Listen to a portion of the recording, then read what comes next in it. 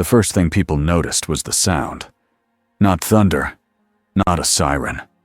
It was a sharp, buzzing crack that made every hair on a person's arm stand up, like the air itself had been pulled too tight. Jenna, a delivery driver stuck at a red light in Midtown, looked up because everyone else did. Phones rose like a wave. A few people laughed, like it had to be a stunt. It was New York. Weird things happened. Then the sky tore open. It did not open like a door. It opened like a wound. A bright line spread across the clouds, and the light inside it was too white to stare at. Something fell out.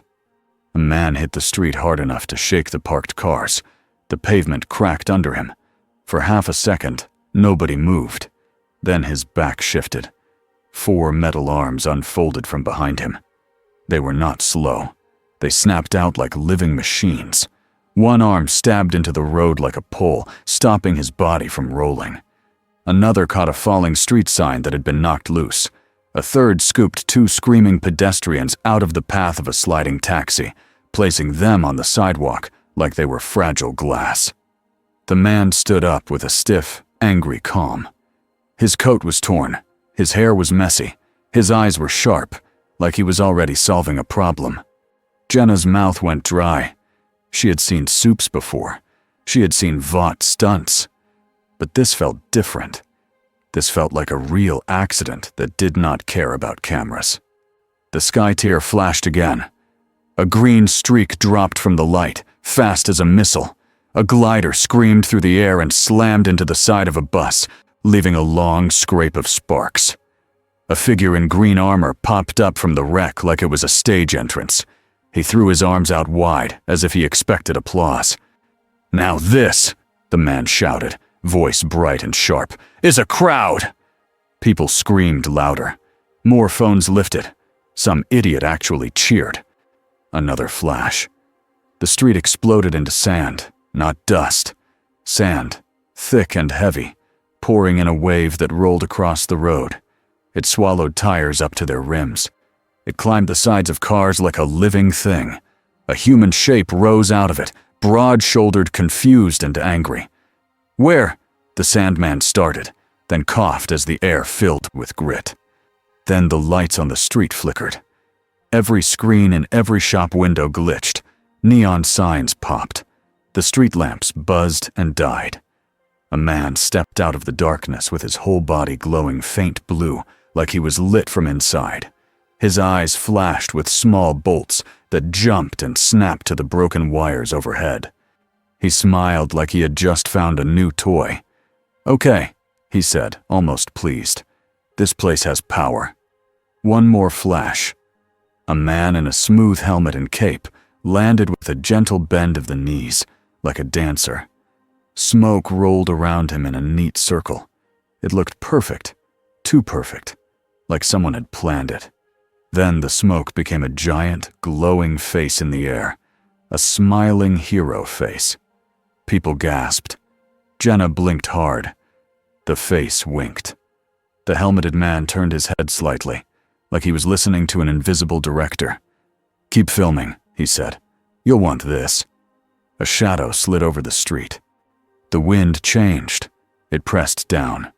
It felt like a heavy hand on the city. People looked up again, and their faces shifted from surprise to fear, because everyone in New York knew that shape.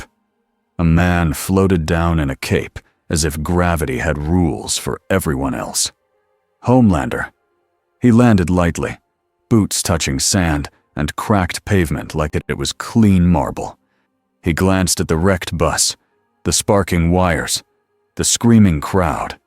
He smiled without warmth. Vought vans screeched in behind him. A PR helicopter hovered above, already shining a bright spotlight down, already trying to turn panic into a show. Homelander looked at the man with metal arms first, then at the green armored one, who bowed like he was on stage, then at the glowing man, whose grin did not shrink. Homelander spread his hands a little. "All right," he said, voice easy. "Who are you supposed to be?" The green armored man laughed, loud and delighted. "Your upgrade," he said. Homelander's smile stayed in place, but his eyes changed. Vought's first mistake was thinking the newcomers would react like normal soups. Normal soups wanted something from Vought. A contract, a movie deal, a better suit, a bigger billboard. These 6 did not look hungry for fame the way the 7 did. They looked hungry for control. 2 hours later, they were inside a bright room that smelled like clean metal and expensive disinfectant. The walls were white. The lights were perfect. Cameras were hidden everywhere, but not hidden well enough. Otto Octavius sat in a chair that was bolted to the floor. He let them bolt it. It told him what kind of people they were. His metal arms were locked down with thick clamps that hummed with electricity. Not enough electricity to stop him if he had room to move, but enough to make a point. They wanted him contained. They wanted him humbled. Otto did not give them that. He kept his chin level, his breathing slow. He studied the room like it was a puzzle box. Across from him, behind a one-way mirror, men in suits watched and whispered. Otto could not hear the words, but he could read the faces. Fear, greed, excitement. Subject appears calm, one said, voice coming through a ceiling speaker. Introduce the compliance package. A door slid open with a soft hiss. A woman walked in, tablet in hand, wearing a Vought badge and a practiced smile that did not reach her eyes. She placed a folder on the table like she was offering a gift. "Hi," she said. "Welcome to Vought International. I'm here to help you get settled." Otto looked at the folder. On the cover, in bold letters, it said, "Temporary Talent Agreement." Otto's mouth twitched. "You believe," he said, voice quiet and sharp, "that my presence in your world is a career opportunity." The woman's smile tightened. "It can be. For everyone. We have resources, housing, security, medical support, brand management." "Brand," Otto repeated, tasting the word like it was bitter. Behind the mirror, someone laughed nervously. In the hall outside, another containment room held a very different kind of trouble. Norman Osborn paced like a caged animal that refused to admit the cage existed. His green armor had been taken, but only after a fight that left 3 guards with broken ribs and 1 shattered camera. He kept talking, because talking was how he hunted. "So let me get this straight," Norman called toward the ceiling. "You people make your heroes sign paperwork?" A guard near the door swallowed. "Mr. Osborn, please." "Please what?" Norman snapped, whipping around. "Please sit down. Please smile for the cameras. Please pretend your little golden tower is the castle." He leaned close to the guard until the man's eyes watered. "I smell fear," Norman whispered. "It's everywhere in this place." In another room, Max Dillon sat with his hands resting on his knees, as if he was waiting for a bus. Only the lights kept flickering whenever he blinked. A technician behind a console spoke into a mic. "Electro..." Max's head tilted. "That's what you're calling me?" It's the label in the file." Max grinned. "Cool. You got a file? You got a label? You got a plan. I like plans." His eyes flashed blue, and the technician's screen died instantly. Max chuckled. "But I like breaking plans more." 2 doors down, Flint Marco stood still, hands open, as if he was trying not to scare anyone. Sand leaked from his sleeves in slow drips. The floor was already gritty. A Vought medic spoke softly. "Flint, right? We just want to understand what you are." Flint's jaw clenched. "I'm a guy," he said. "I'm not a thing." The medic hesitated. "Okay, you're a guy who can do that." Flint glanced down. Sand shifted around his boots like it had its own mood. He looked sick with worry, like someone had dropped him into the wrong nightmare. In the next room, Adrian Toombs sat with his shoulders slumped, old eyes darting from corner to corner. Vulture did not waste energy on shouting. He listened. He counted the seconds between footsteps outside. He watched how long it took cameras to turn. He noted how guards shifted their weight when they got bored. He was already stealing, even without his wings. And then there was Quentin Beck. They gave Quentin a room with a bigger mirror, because he had asked for it. "Okay," Quentin said, staring at his reflection. "I need to say this right." A Vought handler blinked. "Say what right?" Quentin turned slowly, like he was on a red carpet. "My introduction. My angle. My story." The handler frowned. "You're worried about your story?" Quentin tapped the side of his helmet, which they had not taken yet because it was under review. "This is a new world," Quentin said, excited. "New audience, new rules, and your cameras are everywhere." He pointed at a ceiling corner. "That one's obvious." The handler froze. Quentin smiled. "Relax. If I wanted to vanish, I'd already be gone. I'm just saying. You guys are sloppy." In Vaught's main observation room, screens showed every angle. Ashley Barrett stood with a stack of papers in her arms like it was a shield. Her eyes looked like she hadn't blinked in an hour. "These are not normal," she hissed to the room. "They're not from any database. No birth records. No Compound V history. Nothing." A man in a suit sat calmly at the head of the table, hands folded. If he was worried, he did not show it. "Everything is normal once it is owned," Stan Edgar said. Ashley stared. "Sir, one of them is literally electricity." "Then we secure the grid," Edgar replied. "We adjust protocol. We find leverage." On another screen, Homelander watched Otto through the glass, eyes narrowed. Homelander did not like puzzles he did not solve first. He leaned close to the one-way mirror, as if the mirror could feel pressure. "Who made you?" Homelander murmured. Otto looked up at the exact spot where Homelander stood, as if he could see him anyway. And for a second, Homelander felt something he hated. Like the man in the chair was not impressed. In a dingy safe house across the city, Billy Butcher watched the same feeds on a stolen tablet. Huey sat beside him, face pale. Mother's Milk stood behind them, arms crossed hard, as if he could squeeze the worry out of his chest. Frenchie leaned over the back of the couch, eyes wide with a scientist's interest. Kimiko crouched near the window, listening to the city like it was a living animal. "They dropped out of the bloody sky," Butcher said. His voice was flat, but his eyes burned, like a gift from hell. Huey swallowed. "Are they aliens?" "Worse," Butcher muttered. "They're problems." Starlight arrived late, hood up, hair tucked in. She looked at the screen where Vought tried to smile their way into control. Her face tightened. "They're going to hurt them." Butcher snorted. "Vaught's going to hurt everyone. That's what they do." Starlight pointed at Flint's feet. "That guy. He looks scared." "And?" Butcher shot back. "And scared people do dumb things," Starlight said. "Or they do desperate things." Butcher leaned in, pointing at Norman's room. "That one isn't scared. That one's enjoying this." On screen, Norman Osborn was talking to a guard, like he was tasting the guard's fear with every word. Exhaled slowly. "We don't know what they want." Butcher's smile was cold.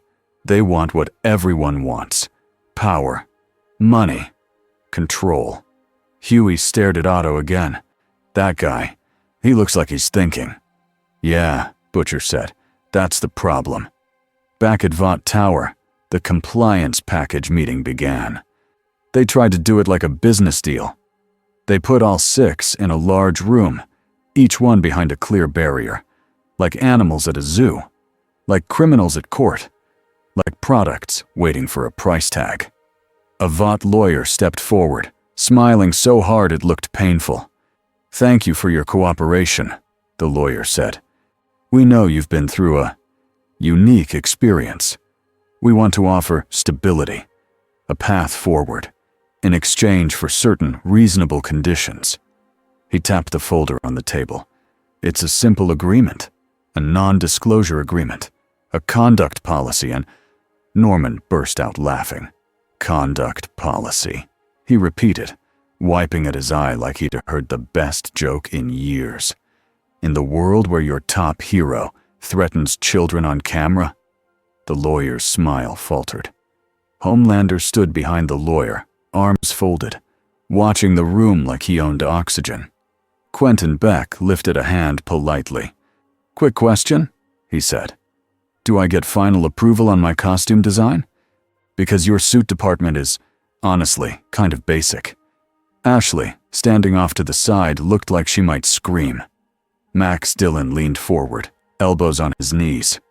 "So you're saying," he said, "if I sign your paper, you give me a place to live, toys to play with, and people who clap when I walk by?" The lawyer nodded too fast. "Yes, we can." Max's grin widened. "That's adorable." Flint Marco's eyes moved between all of them. He looked like he was trying to decide which world was worse, the one he came from, or this one that smiled while it lied. Otto said nothing until the room quieted. Then he leaned forward, gaze steady. "Tell me," Otto said, "who is in charge here?" The lawyer tried to answer, but Homelander spoke first, voice smooth. "I am," Homelander said. Norman tilted his head like he was studying a bug. "Oh," he said softly, "you think you are?" Homelander's smile sharpened. His eyes flashed with heat. The clear barriers between them hummed, as if they knew anger when they felt it. Otto kept his voice calm. "We are not your employees," he said. "We are not your pets." Homelander stepped closer to the barrier, face inches from the glass. "You're in my city," he said. "You'll do what I say, or you won't do anything ever again." For a moment, the room held its breath. Then Quentin Beck clapped once, loudly. "Wow," Quentin said, impressed. "That was good. Like, really good. But can we do it again with better lighting? Your face is half-shadowed. It's not flattering." Ashley made a strangled sound. Homelander stared at Quentin like he couldn't believe what he was seeing. Norman grinned, and Otto watched Homelander's reaction with a scientist's interest, as if this was the first useful data point all day. In the observation room, Stan Edgar watched the feed without blinking. "Notice," he said to no one in particular, "how none of them asked for fame first." Ashley's hands shook. "Sir, one of them asked for costume approval." Edgar's mouth barely moved. "He asked for control." Homelander's voice came over the room mic, sharp now. "We're done here. Lock them down tighter." Otto raised his chin slightly. "If you tighten the cage," he said, "you only prove you are afraid of what's inside it." Homelander's eyes narrowed. Vought security moved. Metal clamps hummed. Extra guards arrived. And on a deeper level of the tower, machines that Vought did not talk about woke up. Scanners aimed at the sky. Sensors listened for the strange energy that had cut the clouds open. A tech called out, voice tight. "We're getting pulses again." Another asked, "From where?" The tech swallowed. "From the same signature. The tear in the sky. It's not gone. It's quiet." Edgar leaned forward slightly. "Quiet things," he said, "are often the most dangerous." By the end of the night, Vought made a public statement. A smiling anchor on Vought News Network said, "Vought has successfully contained 6 unknown hostile individuals. The public is safe. The heroes are in control." Starlight watched that clip on her phone in a dark hallway, and her stomach turned. Because she had been in the tower. She had seen Homelander's eyes. And she knew Vought had not contained anything. They had only placed their hands on a live wire, and hoped it would not burn them. In a locked room, Otto closed his eyes and replayed the sky tear in his mind like a math problem. He did not belong here. But if the universe had thrown him here, then the universe had made an error. Otto Octavius did not forgive errors. He corrected them. In another room, Norman Osborn hummed to himself, cheerful. "This place," he whispered, "is going to be so fun." The event was supposed to be easy. A clean win, a bright stage, a big crowd, heroes smiling while cameras drank it all in. Vought called it the Holiday Hero Spectacular. They built it in the heart of the city, with lights, music, and fake snow that fell in perfect little flakes. They sold hot drinks and plastic flags. They put smiling cardboard cutouts of the Seven everywhere. And right in the middle, on a raised platform, Homelander stood with a microphone like a king greeting his kingdom. Huey Campbell watched from far back, hood up, trying to look like a normal guy who had come to see the show. His stomach felt like it was full of rocks. Butcher stood a few steps behind, eyes scanning rooftops, alleys, exits. He never watched the stage. He watched the places where trouble would come from. "This is stupid," Huey muttered. Butcher didn't look at him. "Yeah," he said, "that's why it works. Vought loves stupid." Starlight stood off to the side near a security gate, wearing her civilian clothes. She looked tense, like she wanted to run onto the stage and rip the microphone out of Homelander's hand. M.M. was in a van a block away, monitoring police chatter. Frenchie worked a hacked tablet, pulling feeds from Vought cameras. Kimiko sat quiet, eyes on the crowd. Huey stared at the stage. Homelander's smile was perfect. His voice boomed over speakers. "New York," he shouted. "Look at you. Look at us. This is what hope looks like." The crowd roared. Huey felt sick. Hope? Sure. Then Frenchie's voice crackled in Huey's earpiece. "We have movement." Butcher's head tilted. "Where?" Frenchie's breathing sped up. "Camera 12, service tunnel. Something is wrong with the feed." On Huey's phone, the live stream flickered. For half a second, Homelander's face blurred into static. Then the image snapped back. But there was something off. The angle was slightly different. The lighting was slightly warmer. Homelander's cape moved like it was caught in a wind that wasn't there. Huey blinked hard. "Is that live?" Starlight's eyes narrowed. She muttered, "That's not right." On stage, Homelander kept talking. "We've had challenges this year. We've had..." The fake snow thickened. Too thick. It stopped looking like plastic flakes and started looking like real dust. Sand. Huey's breath caught. A wave of sand slid under the barricades like it was alive. It rolled across the ground in a low, fast sheet. People screamed and tried to climb over each other. The sand rose, forming a wall between the stage and the crowd. It wasn't an accident. Butcher's mouth curled. "There we go." Homelander's head snapped to the side. His eyes went hard. The sand wall bulged, then a massive fist formed out of it, big as a car, and slammed into the stage supports. The platform shook, lights crashed down, people scattered. Homelander hovered a few feet up, eyes glowing. "Enough," he said, and his voice cut through the panic like a knife. Then the power went out. Not just the stage lights, everything. The bright screens, the vendor signs, the street lamps around the plaza. Darkness swallowed the event. And in the dark, blue light flickered like a heartbeat. Max Dillon stepped onto the stage like he owned it. Electricity crawled over his arms and jumped to the broken wires like excited snakes. The crowd screamed louder. Max grinned. "Oh, this is nice," he said. "You people really know how to set a scene." Homelander's eyes narrowed. "You," he said, "back in the box."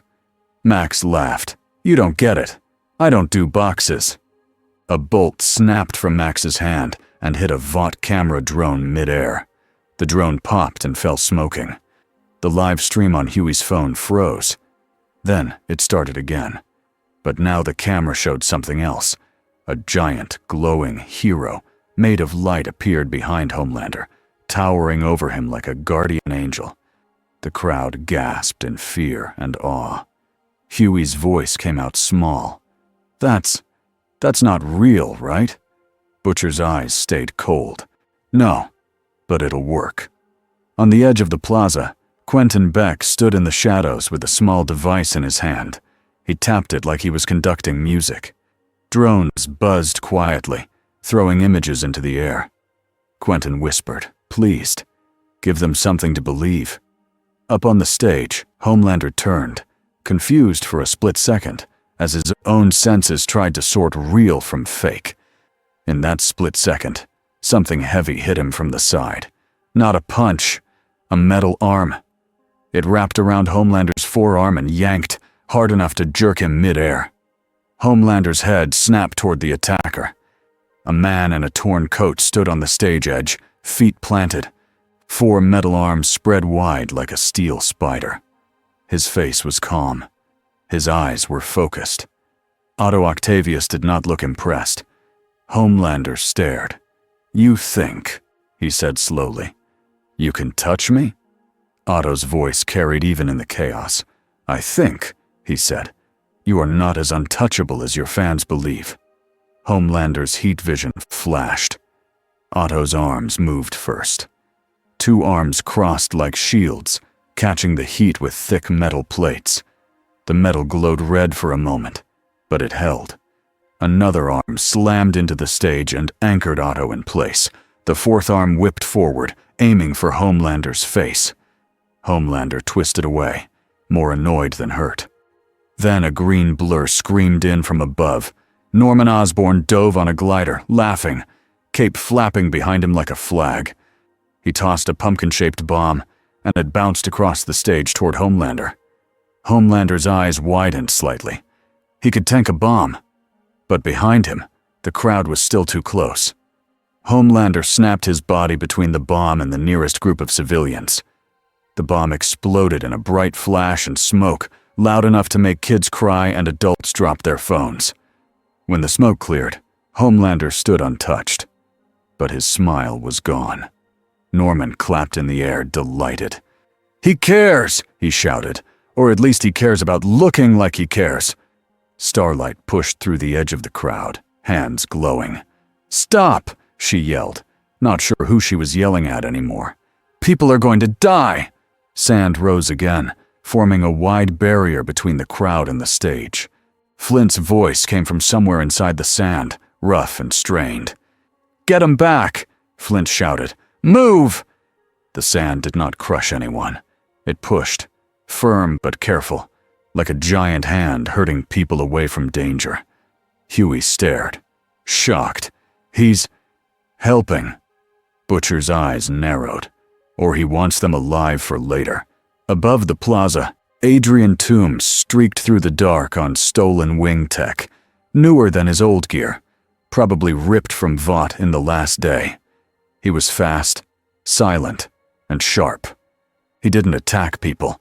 He attacked systems. He sliced through a hanging camera rig, and it fell. He tore a speaker line so the crowd could not hear Vought instructions. He clipped a drone's rotor with one precise wing tip. Vought security fired at him. Bullets tore through the air. Vulture jerked and rolled, the rounds missing by inches. He kept moving. He was a thief, not a soldier. He fought like someone who refused to be caught. Max Dillon threw out another wave of electricity. It hit a line of Vought rifles and turned them into useless metal. Guards screamed and dropped their weapons, hands shaking. Max laughed. "What are you going to do now?" he taunted. "Ask your lawyer to sue me?" Quentin's voice came through a nearby speaker, smooth and dramatic, like he'd stolen a microphone feed. "Citizens," he said warmly, "please remain calm. This is a controlled event. Your heroes are here." A giant, glowing hero figure appeared above the plaza again, arms spread wide. It looked like a holy statue. People stared, scared but also hypnotized. Starlight spun, eyes furious. "Shut up!" she shouted. Quentin's smile widened under his helmet. "She's not ready for the stage," he murmured. Homelander snapped his head toward the source of the fake voice. His eyes narrowed. "Where are you?" he growled. Quentin's drones shifted, and suddenly there were 3 Mysterios on 3 rooftops, each one pointing at the others like a joke. Homelander's jaw tightened. His superhearing tried to pick out breath, heartbeat, footstep. Quentin had planned for that. He flooded the area with layered sounds, fake heartbeats, fake breathing, fake footsteps running in circles. Homelander's head twitched as the noise hit him from every direction. Otto watched Homelander's face, measuring it. His senses can be overwhelmed, Otto thought. Good. Norman laughed, glider looping. "Ah, is the big guy confused?" he shouted. "Welcome to real life." Homelander shot forward like a bullet, aiming at the nearest Mysterio. He punched through the illusion. His fist hit empty air. The rooftop Mysterio shattered into light. Homelander's eyes widened with fury. "That," he snarled, "is cheating." Quentin's voice purred through another speaker. "It's called direction." Homelander hovered, chest rising and falling faster now. The crowd below was still moving, still screaming, still filming when they could. Homelander wanted to burn the whole plaza to ash, but he couldn't. Not with cameras, not with eyes, not with Vought's perfect story on the line. That was the trap. Otto's metal arms snapped again. Two arms shot up, grabbing Homelander's ankle and wrist at the same time. The grip was strong enough to jerk Homelander off balance for a breath. Otto used that breath. He didn't try to beat Homelander. That would be stupid. He tried to reposition him. One arm slammed Homelander into the side of a giant stage screen. The screen shattered, throwing sparks. Homelander broke free instantly, ripping the metal arms off like they were heavy ropes. Otto's shoulders jolted with the feedback, but he didn't fall. His remaining arms braced him. Homelander grabbed Otto by the throat and lifted him off the stage. Otto's feet kicked once. Then his own metal arm stabbed into the stage behind Homelander's head, stopping him from swinging at Otto like a toy. Otto's face reddened, but his eyes stayed sharp. He looked down at the plaza, at the civilians, at the cameras, at the fear, and he understood something important. This man, Otto thought, is not a hero. He is a performance. Norman swooped close, tossing another bomb, not at Homelander, but at the base of the stage where Vought security was clustering. The blast forced the guards to scatter away from civilians, away from lines of fire. Starlight threw a bright burst of light at the nearest security team, knocking them back without killing them. She shouted again, voice cracking. "Move the people! Get them out!" M's voice came through Huey's earpiece. "Police are coming. Vought is calling it a terror attack." Butcher watched the chaos with a hard, angry focus. He saw what Vought would do next. "They're gonna blame this on whoever they can," he muttered, "and then they'll try to sell it." Huey's eyes darted to Flint's sand wall again. Flint was still guiding civilians away. "Why is he helping?" Huey asked, almost pleading. Butcher didn't answer, because he did not like the answer either way. Homelander's grip tightened on Otto's throat. "Last chance," Homelander said softly, voice shaking with rage. "Tell me who you are." Otto coughed once, fighting for air. His mind kept working even while his body struggled. He couldn't outmuscle Homelander. So he did the next best thing. He gave Homelander a choice he hated. Otto's remaining arm shot down and ripped up a thick metal support beam from the broken stage. With a single, brutal motion, he swung it toward the line of falling lights that was about to collapse onto the crowd. Homelander's eyes flicked. In that tiny instant, Otto wasn't attacking him. Otto was forcing him to decide. Homelander released Otto and shot toward the falling rig, catching it midair. People screamed. Cameras turned. The perfect hero moment happened without anyone even planning it. Norman laughed so hard he almost choked. "There it is," he shouted. "He can't help himself." Otto hit the stage hard, rolling once, coughing, grabbing air. Max crackled with electricity and raised both hands. He didn't aim at people. He aimed at the city. He dumped power into the nearest transformer, then the next, then the next. The grid groaned like a giant animal. Lights across blocks flickered and died. The plaza went truly dark. Only emergency lights and phone screens remained. In that darkness, Quentin's illusions became even stronger, because people's eyes had less truth to cling to. Quentin's drones filled the sky with a final image, a bright, swirling storm above the plaza, like the Sky Tear had returned. People screamed in fresh terror. Vought security panicked. Homelander looked up, furious. And for 1 second he believed it too, because it looked like the moment that had brought these monsters here. That second was enough. Vulture streaked down and tore a small device off Homelander's cape collar, something Vought used to track, signal, and record him. Vulture didn't even look proud. He just took it like it was another wallet. Sandman's sand rose again and swallowed the stage, not to crush, but to hide. A thick sand cloud rolled across the plaza, blocking cameras and line of sight. Max's electricity jumped through the sand like blue veins, making the cloud glow. People backed away, terrified, but the sand still guided them out of danger like a living fence. Starlight coughed, eyes watering, trying to follow. Butcher grabbed her arm and yanked her back. "You go in there," he snapped. "You'll get buried or fried."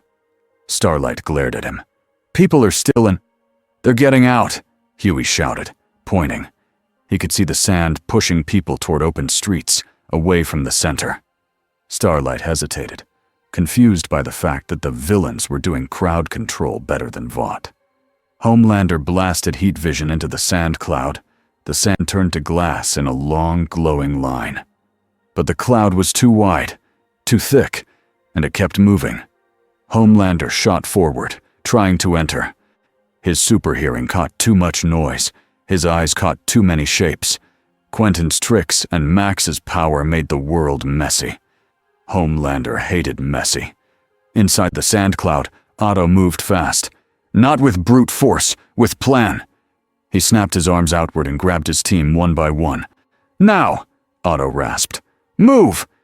Norman's laughter came close. "Oh, Otto, you're adorable when you play leader." "Shut up," Otto snapped. "You want to gloat, do it after we live." Vulture's wings beat once. "Exit is east," he said. Max's voice buzzed. "I can give you an exit." "Do it," Otto said. Max closed his eyes. For a moment, the whole city block went silent, like it held its breath. Then every power line in the street sparked at once, creating a bright, blinding line of blue light that cut a path through the darkness like a glowing road. It wasn't magic. It was raw force. The sand cloud surged toward that path, and the Sinister Six vanished into the night like a trick that refused to be explained. When the sand finally settled, the plaza was wrecked. The stage was broken. The screens were dead. Several Vought drones smoked on the ground. Civilians stood far back, shaking, filming, trying to understand what they had just survived. Homelander hovered above the damage, chest heaving, eyes burning. He looked down at Vaught's security, at the cameras, at the crowd. His smile tried to return. It failed. Ashley's voice crackled in his earpiece, frantic. "Homelander, we're spinning it. We're saying you saved everyone. Homelander's eyes narrowed so hard they looked like slits. "They escaped," he said quietly. Ashley swallowed. "We'll find them. We'll—" Homelander's voice turned sharp. "No, I will." In a van a block away, MM watched the city lights still flicker. Frenchie replayed the feed again and again, catching tiny details, tiny angles. Huey stared at the dark street where the sand had flowed. Starlight stood very still, hands clenched. Butcher's mouth curled into something that wasn't quite a smile. "Well," he said softly, "now everyone knows." Huey looked at him. "Knows what?" Butcher's eyes stayed on the ruined stage. "That the big blonde bastard can bleed," he said, "even if it's only in his pride." High above, Homelander turned toward the city skyline, listening, searching, furious. And somewhere in the dark, 6 strangers from another world moved like a storm with a plan. Not to win a fair fight, to change the rules. By morning, the city was already being edited. The plaza was fenced off. Workers in bright jackets swept sand into piles like it was just another holiday mess. Broken screens were covered with black tarps. Vought drones hovered at polite angles, filming only what looked clean. Ashley Barrett stood in a temporary command tent with 3 phones in her hands and a headset digging into her hair. "Say it again," she snapped. A producer on the other end spoke fast. "We're calling it a terrorist attack stopped by Homelander. We're pushing the clip where he catches the falling rig. We're blurring the part where he—" "Don't say he," Ashley hissed. "Say Homelander. Say it like a prayer." On a laptop screen, a draft headline blinked. "Homelander saves hundreds in shocking holiday attack." Under it, another line waited. 6 unknown hostiles, still at large. Ashley stabbed the screen with her finger. "Unknown! Great. Fantastic. We have 6 walking disasters and we can't even name them." A lawyer slid a fresh stack of papers onto her table. "We can name them," he said. Too cheerful. "We're trademarking several options." Ashley looked down. Sinister 6. Trademark was circled in red ink. She stared. "Who came up with this?" The lawyer smiled like a kid who'd drawn a dinosaur. "Marketing. They say it sounds classic." Ashley's eye twitched. "Classic. Yeah, like classic means anything when one of them can turn into a thunderstorm." Another assistant rushed in, breathless. "Ashley, we got a request from legal." Ashley didn't look up.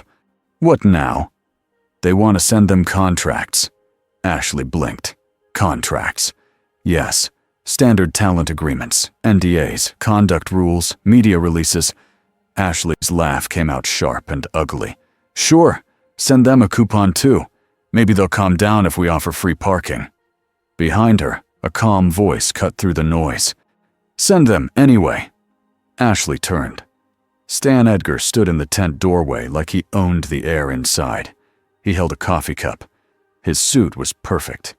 He looked like a man walking into a meeting, not a man managing a city crisis. Ashley's voice dropped. "Sir, they're not like our usual problems." "I noticed," Edgar said. He stepped closer and glanced at the laptop. The headline reflected in his eyes, small and clean, "Which is why we will treat them like an opportunity, not a panic." Ashley swallowed. "Homelander is furious." Edgar's mouth barely moved. "Homelander is often furious." Ashley tried to keep her hand steady. "We lost eyes on them. The power outage killed half our street cameras. The sand blocked the rest. And the illusion guy, the one who spoke through our speakers," Edgar said. "Yes." Ashley nodded fast. "He copied our feed. He hijacked the live stream. We don't even know how." Edgar looked at the circled name again. "Give the public something to hold on to," he said. "A label. A story. A villain team is easier to fear than 6 separate mysteries." Ashley's throat tightened. "And if they don't fit the story?" Edgar set his coffee down and leaned slightly closer, as if he was sharing a small secret. "Then we change the story," he said.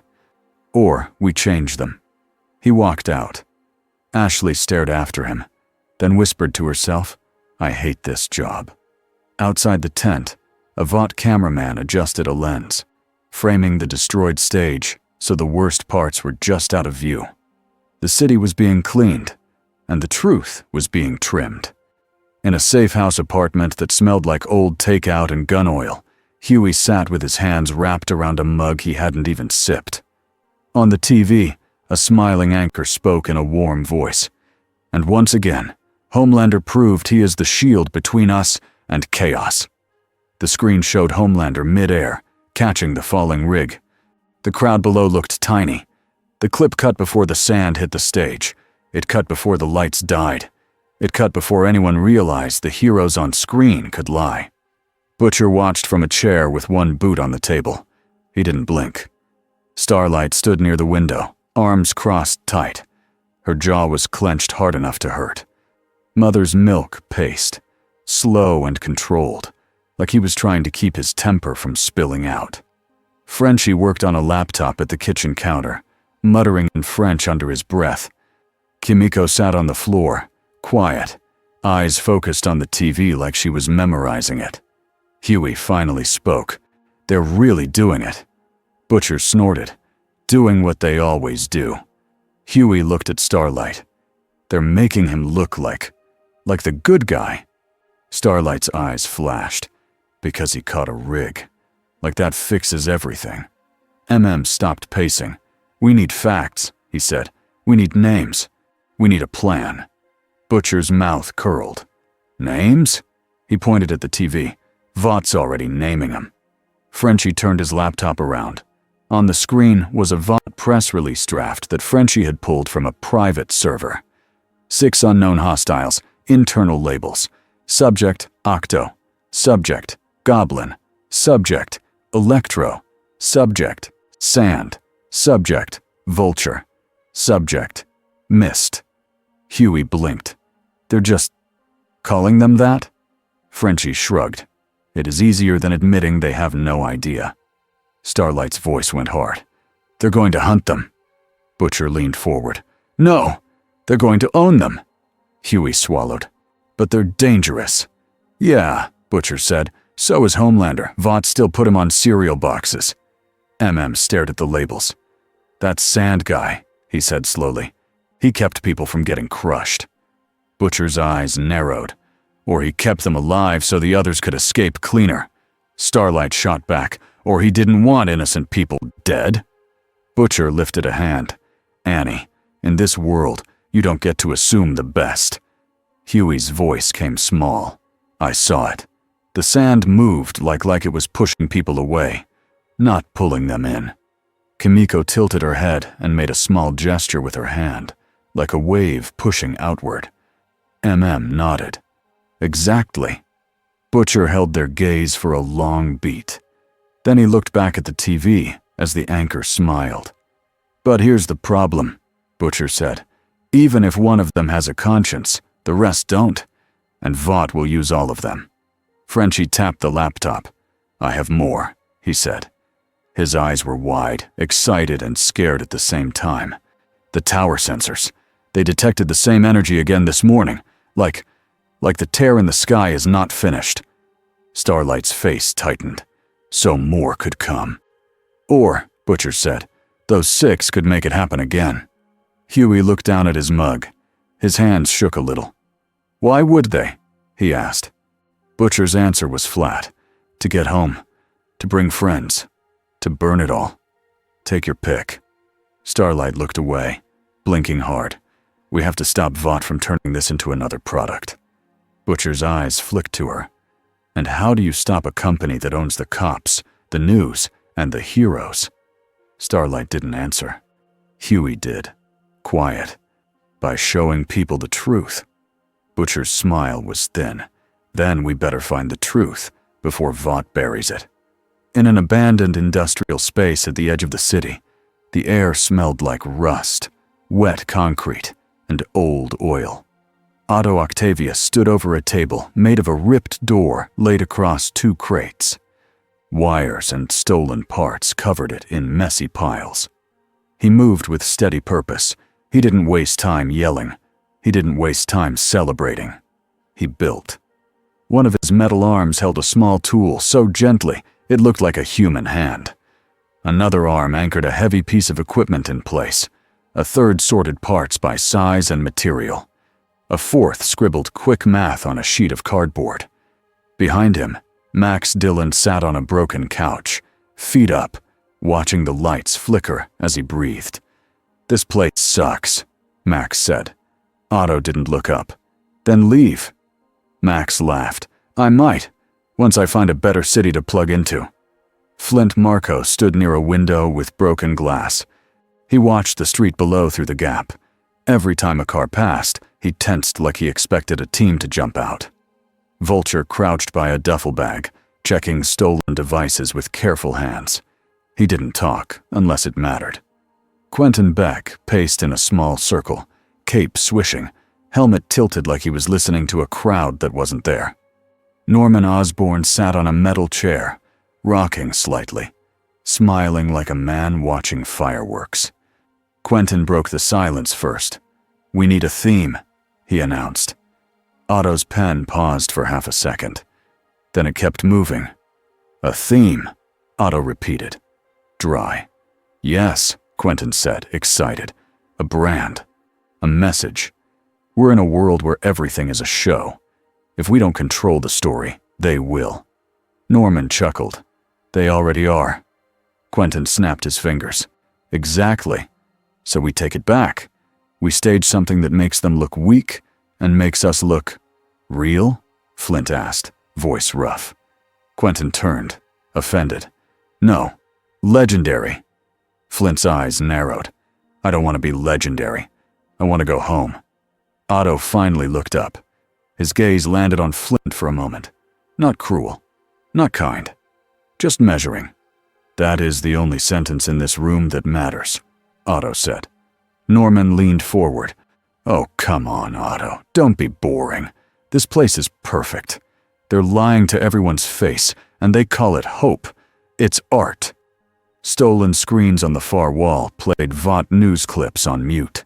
Homelander's smiling face cycled through angles. Max pointed at the screen. That guy, he said, is gonna come for us. Norman's grin widened. Good. Vulture spoke without looking up. Bad for business. Norman's eyes flicked to him. Business? You heard the little lady. They tried to hand us contracts. Quentin brightened. Oh, about that. I actually think we should… Otto's voice cut in, sharp. No. Quentin blinked. No what? No signing, Otto said. No joining. No being owned. Quentin lifted his hands. I'm not saying owned. I'm saying partnered. If we play it right, we get resources. Gear, a lab, a stage, cameras. We could… Otto's metal arm slammed down on the table. The sound cracked through the room like a warning. Quentin froze. Otto leaned forward slightly, eyes cold. Do you believe, he asked, that a cage becomes a home because the bars are painted gold? Quentin swallowed. Under the helmet, his smile faded into something more careful. Max snorted. Told you he's boring. Otto ignored him. We have one advantage, Otto said, voice steady. They do not know what we are. They do not know our limits. They do not know our history. Norman tilted his head. We don't know theirs either. Otto nodded once, which is why we learn. He tapped the cardboard math. I watched him, Otto said, meaning Homelander. He is strong, very strong. He is fast. He can burn metal. He can hear too much. Max smirked. So what? I can light up the whole city. Otto looked at Max, and he can fly through your lightning and snap your neck before you blink, if he can find you. Max's grin shrank. He didn't like hearing it out loud. Otto continued. But he is also trapped, Otto said. He is trapped by cameras, by crowds, by his own need to be loved. Norman's eyes gleamed. Now you're talking. Flint shifted, uneasy.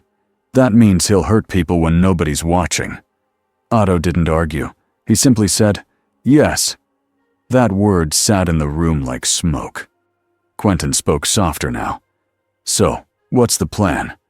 Otto pointed at a small, cracked device Vulture had stolen. We find the source of the tear, Otto said. We take what we need. We build a stable return. Vulture's head lifted. The source is VOT, he said. Everything is VOT. Norman laughed. Then we break VOT. Otto's eyes narrowed. We do not break VOT for fun, he said. We break VOT because it has what we require. Max leaned forward. And what do we require? Otto's answer was simple. A door. Quentin's helmet tilted. A door back. Flint's shoulders loosened slightly, like he had been holding his breath since the sky tore open. Norman's grin stayed. Or a door forward. Otto didn't look away.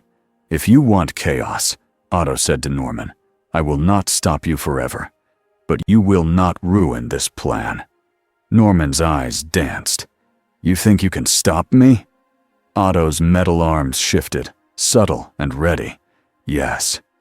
Norman stared at him. Then Norman laughed, long and delighted. Oh, Norman said, almost fond. I like you. In the corner, Quentin's fingers twitched like he wanted to grab his devices and run to a camera. He looked at the muted VOT news again. He watched Homelander smile. He watched the anchor talk like nothing had happened. A quiet anger rose in Quentin's chest. They're stealing the moment, Quentin whispered. Otto heard him anyway. Let them, Otto said. We will steal something more useful. Quentin's voice tightened. I can do both. Otto's gaze sharpened. If you do, he warned, you make yourself visible. Quentin's shoulders lifted. Maybe I want to be visible.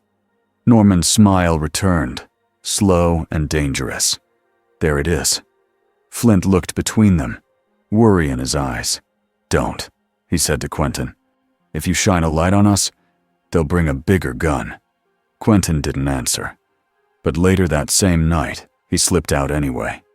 The next day, Vought did not just hunt. Vought baited.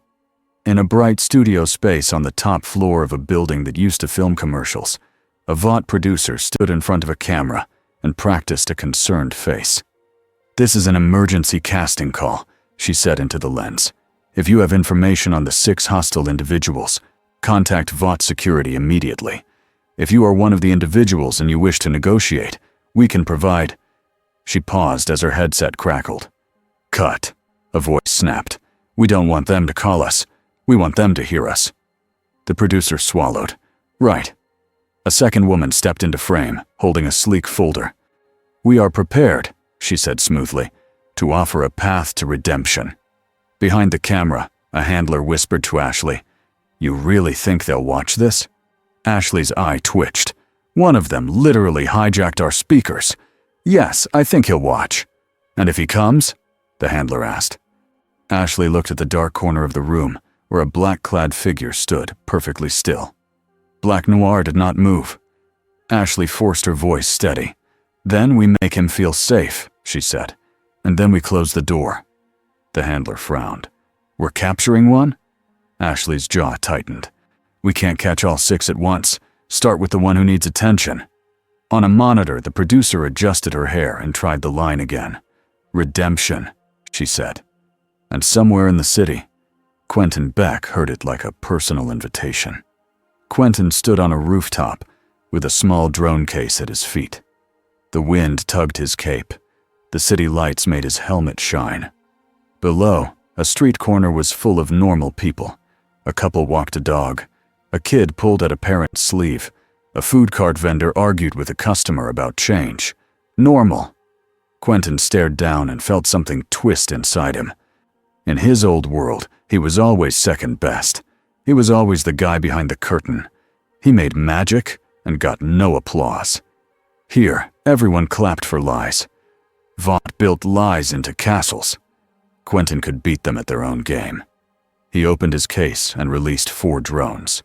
They rose silently into the air and spread out. A loud crash came from the street.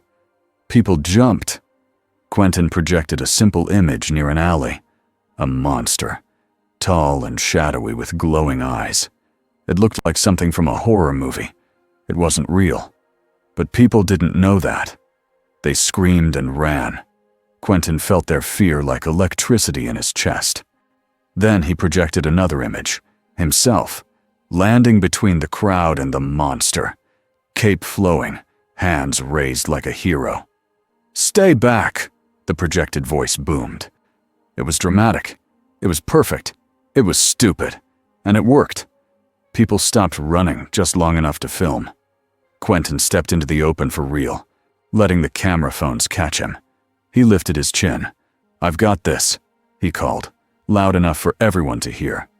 Someone gasped. Is that one of them? Quentin smiled under the helmet.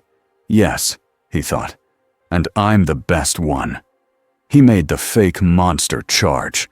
Then he made it shatter in a burst of light, like he had defeated it. The crowd erupted in confused cheers.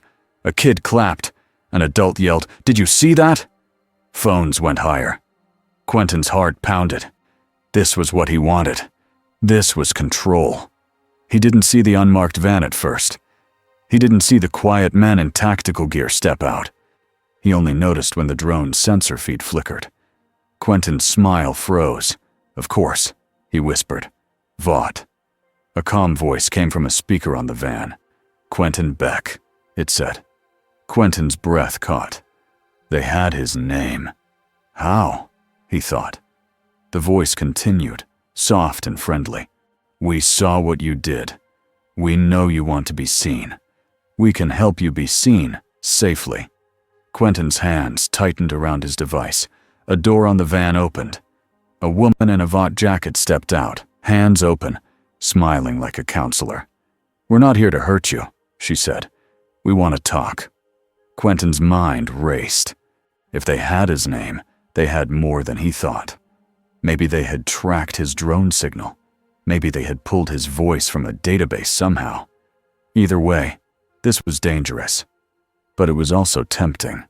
Talk meant access. Access meant a studio, a team, a stage, a chance to beat Homelander in the one place Homelander lived, the spotlight. Quentin took one step forward. Then he saw the shadow on the rooftop behind the van. Black Noir, still as a statue, waiting. Quentin's stomach dropped. This isn't a meeting, he realized. It's a trap. He lifted his device. The streetlights around the van popped. The nearest camera phones glitched. The air filled with a sudden haze of fake smoke. Quentin projected 3 more versions of himself, sprinting in different directions. The tactical men shouted and moved. Black Noir moved first. He didn't run loud. He flowed. He cut toward the real Quentin like he could smell him. Quentin's heart slammed. He threw a new illusion. A wall. Noir didn't slow. He went through it. Quentin stumbled back, realizing in a cold flash that Noir didn't care what he saw. Noir cared what he could touch. Quentin yanked the drones down toward Noir like angry wasps. The drones buzzed and flashed bright lights into Noir's mask. Noir tilted his head, unfazed, and slashed one drone out of the air. Quentin's breath hitched. Then a metal arm wrapped around Quentin's waist from behind and yanked him hard off the rooftop edge. For 1 sick second, Quentin thought he was falling. Then another metal arm caught the building's ledge and swung him back up like a toy. Otto Octavius held him up with one arm like a warning sign. Otto's voice was low and furious. "I told you," he said. "Visible." Quentin's throat worked. Otto didn't let him finish. 2 of Otto's arms snapped outward and ripped Quentin's remaining drones out of the sky by their frames.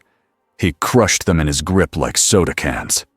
Below, the Vought van pulled back fast. Black Noir remained still for one more beat, watching. Then Noir vanished into the shadows like he had never been there.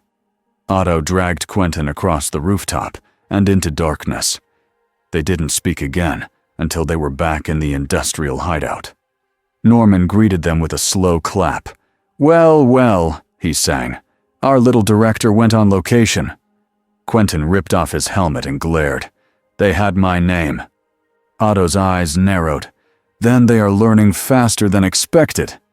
Vulture looked up from his stolen devices. "Or they already knew," he said. "This world sells superhero stories. They might have your stories too."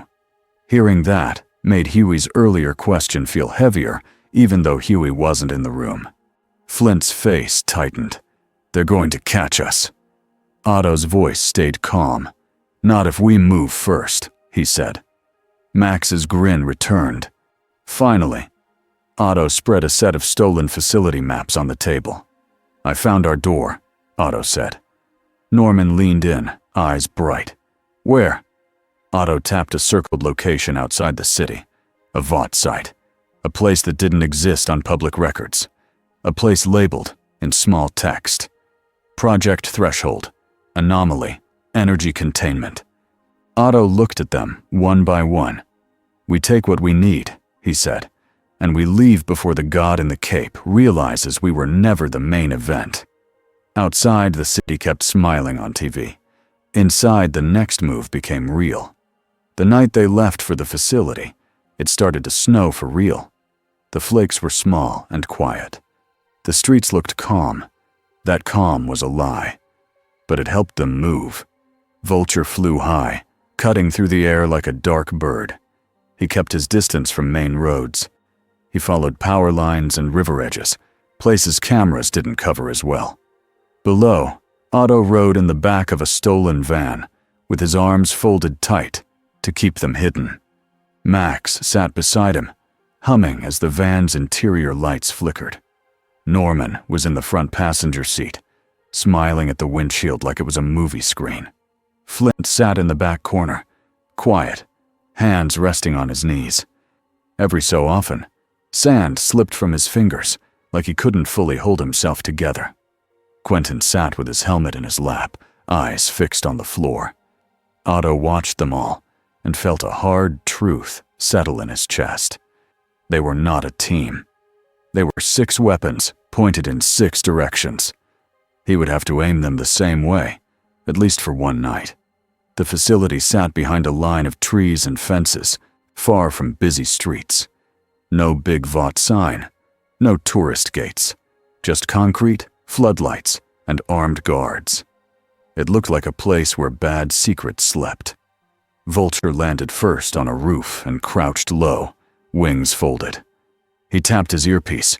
2 guard towers, he whispered. Thermal cameras, motion sensors. The roof has pressure plates. Otto's voice came back through the comm, clipped. Can you clear a path? Vulture's eyes tracked the roof pattern. Give me 60 seconds. He moved like a shadow.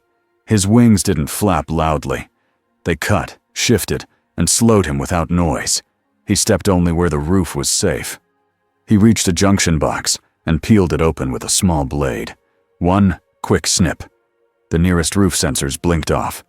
Path is open, Vulture said. Not for long. Otto's van rolled to a stop in a ditch beyond the fence line. Otto stepped out into the snow and looked at the facility like it was a math problem. Max cracked his knuckles. Blue sparks danced between his fingers. Can I kill the lights? He asked, eager. Otto shook his head. Not yet, he said. We need the dark at the right time. Norman bounced on his heels. I hate waiting. Flint's voice was low. We're really doing this. Otto glanced at him. We have no choice, he said, unless you want to live under Homelander's boot. Flint swallowed and nodded. Quentin put his helmet back on. His voice came out quieter now. I can give us a corridor, he said. A blind spot. Cameras will see what I want them to see. Otto studied him for a beat, then nodded once. Do it, he said. Quentin lifted his device. On the far fence line, a camera feed shifted. It showed empty snow, empty trees, empty night.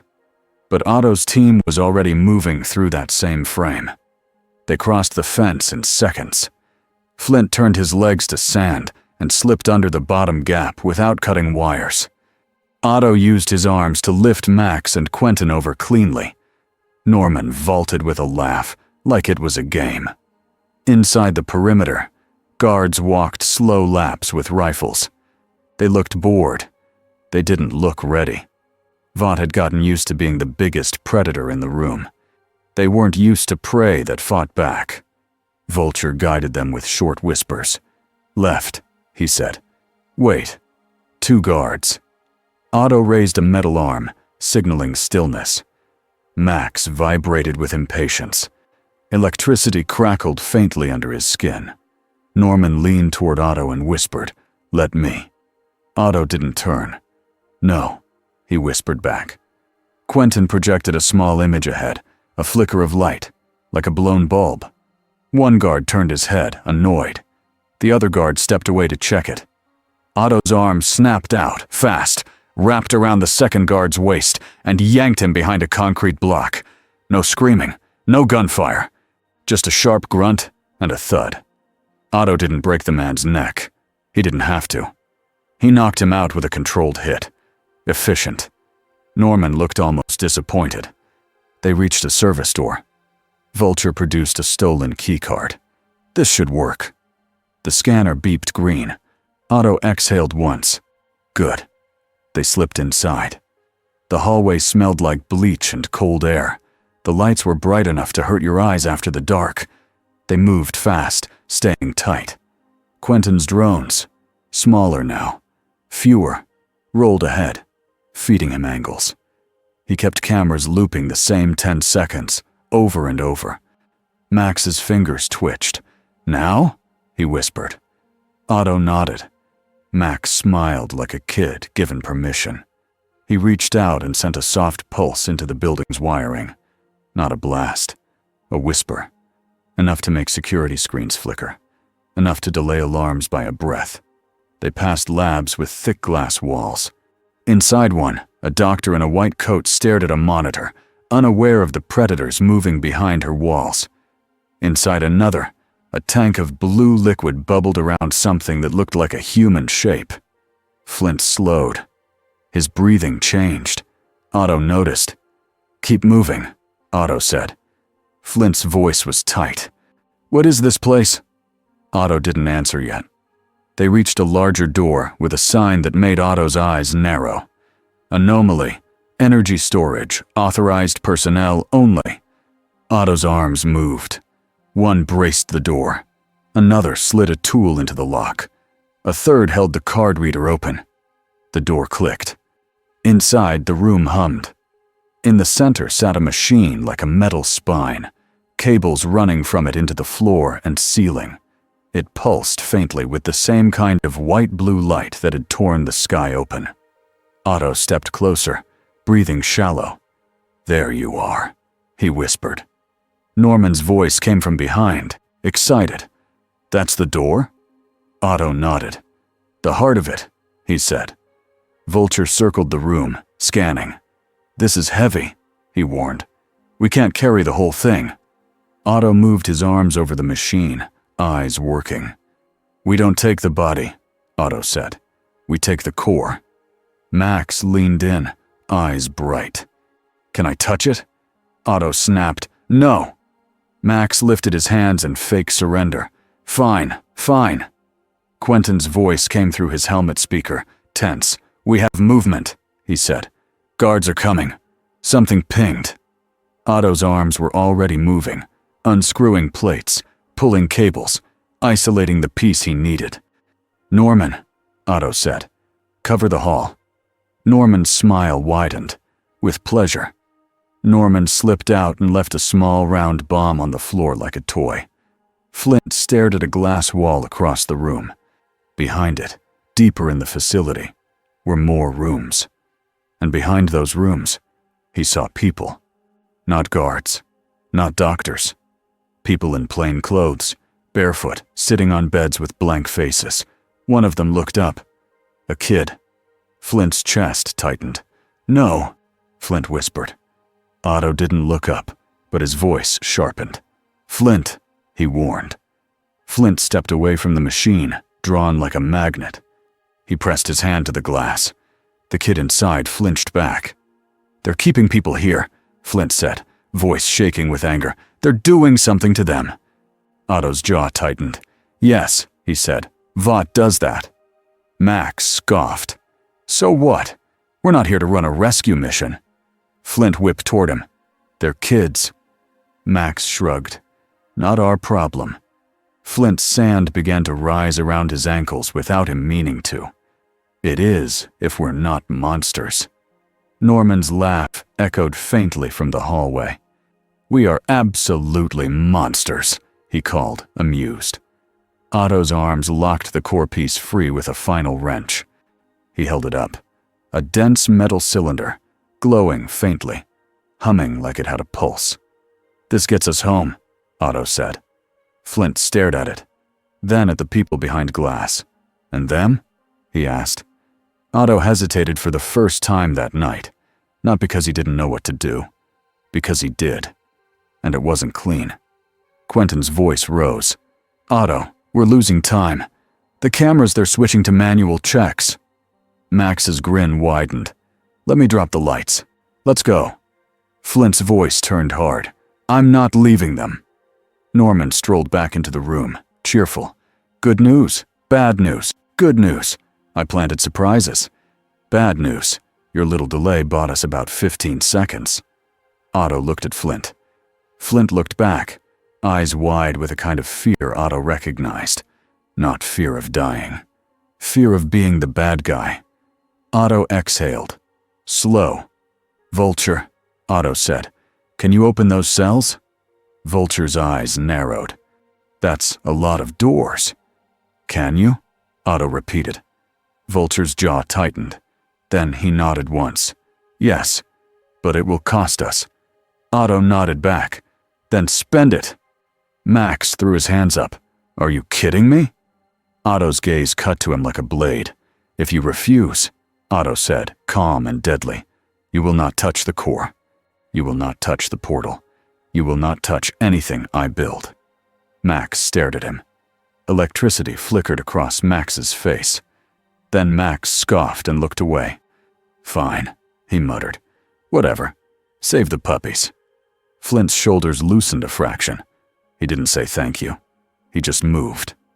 Vulture ran down the corridor like a man half his age, keycard in hand, eyes sharp. He slid cards, popped panels, clipped wires, and pried emergency latches. Doors beeped. Locks clicked.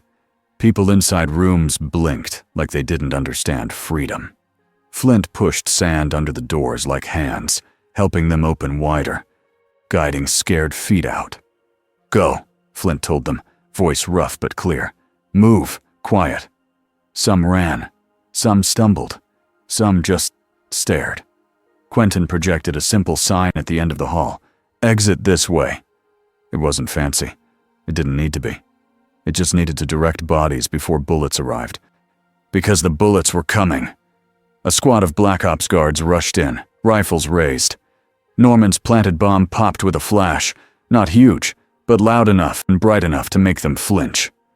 Otto's arm snapped out and ripped a metal cart into the air, throwing it down the hallway like a rolling shield. It slammed into the first line of guards and sent them sprawling. Max finally did what he wanted. He dumped power into the ceiling lights. The entire corridor went dark. Emergency lights flickered red. In that red glow, Quentin's illusions became a maze. Guards shouted, "Targets lost!" Quentin layered false footsteps, false shadows, fake bodies darting left and right. A guard fired at an illusion and hit a wall. Flint turned into a sand wall between the guards and the escaping prisoners. Bullets tore through sand and disappeared. Norman cackled and tossed a second bomb, this one a smoke bomb that filled the hall with thick gray clouds. Now it feels like a party, Norman shouted. Otto moved like a machine with a mission. He kept the core clamped in one arm. With the others, he cleared a path. He didn't waste hits. He didn't gloat. He just made space. Then the building shook. Not from bombs, from a pressure in the air. A sound like wind punching through a tunnel. Otto's eyes widened slightly. He knew that feeling. Power that didn't need wires. A roar hit the corridor like a living thing. Homelander. He slammed through a reinforced door at the far end as if it was cardboard. Splinters and metal flew. Red light washed the smoke. Homelander hovered in the doorway, eyes glowing, face twisted with rage. There were no cameras here. No cheering crowd. No stage. Only a secret facility and people who weren't supposed to exist. Homelander's smile didn't even try to show up. "What?" he said, voice low. "Is this?" A doctor behind him stammered.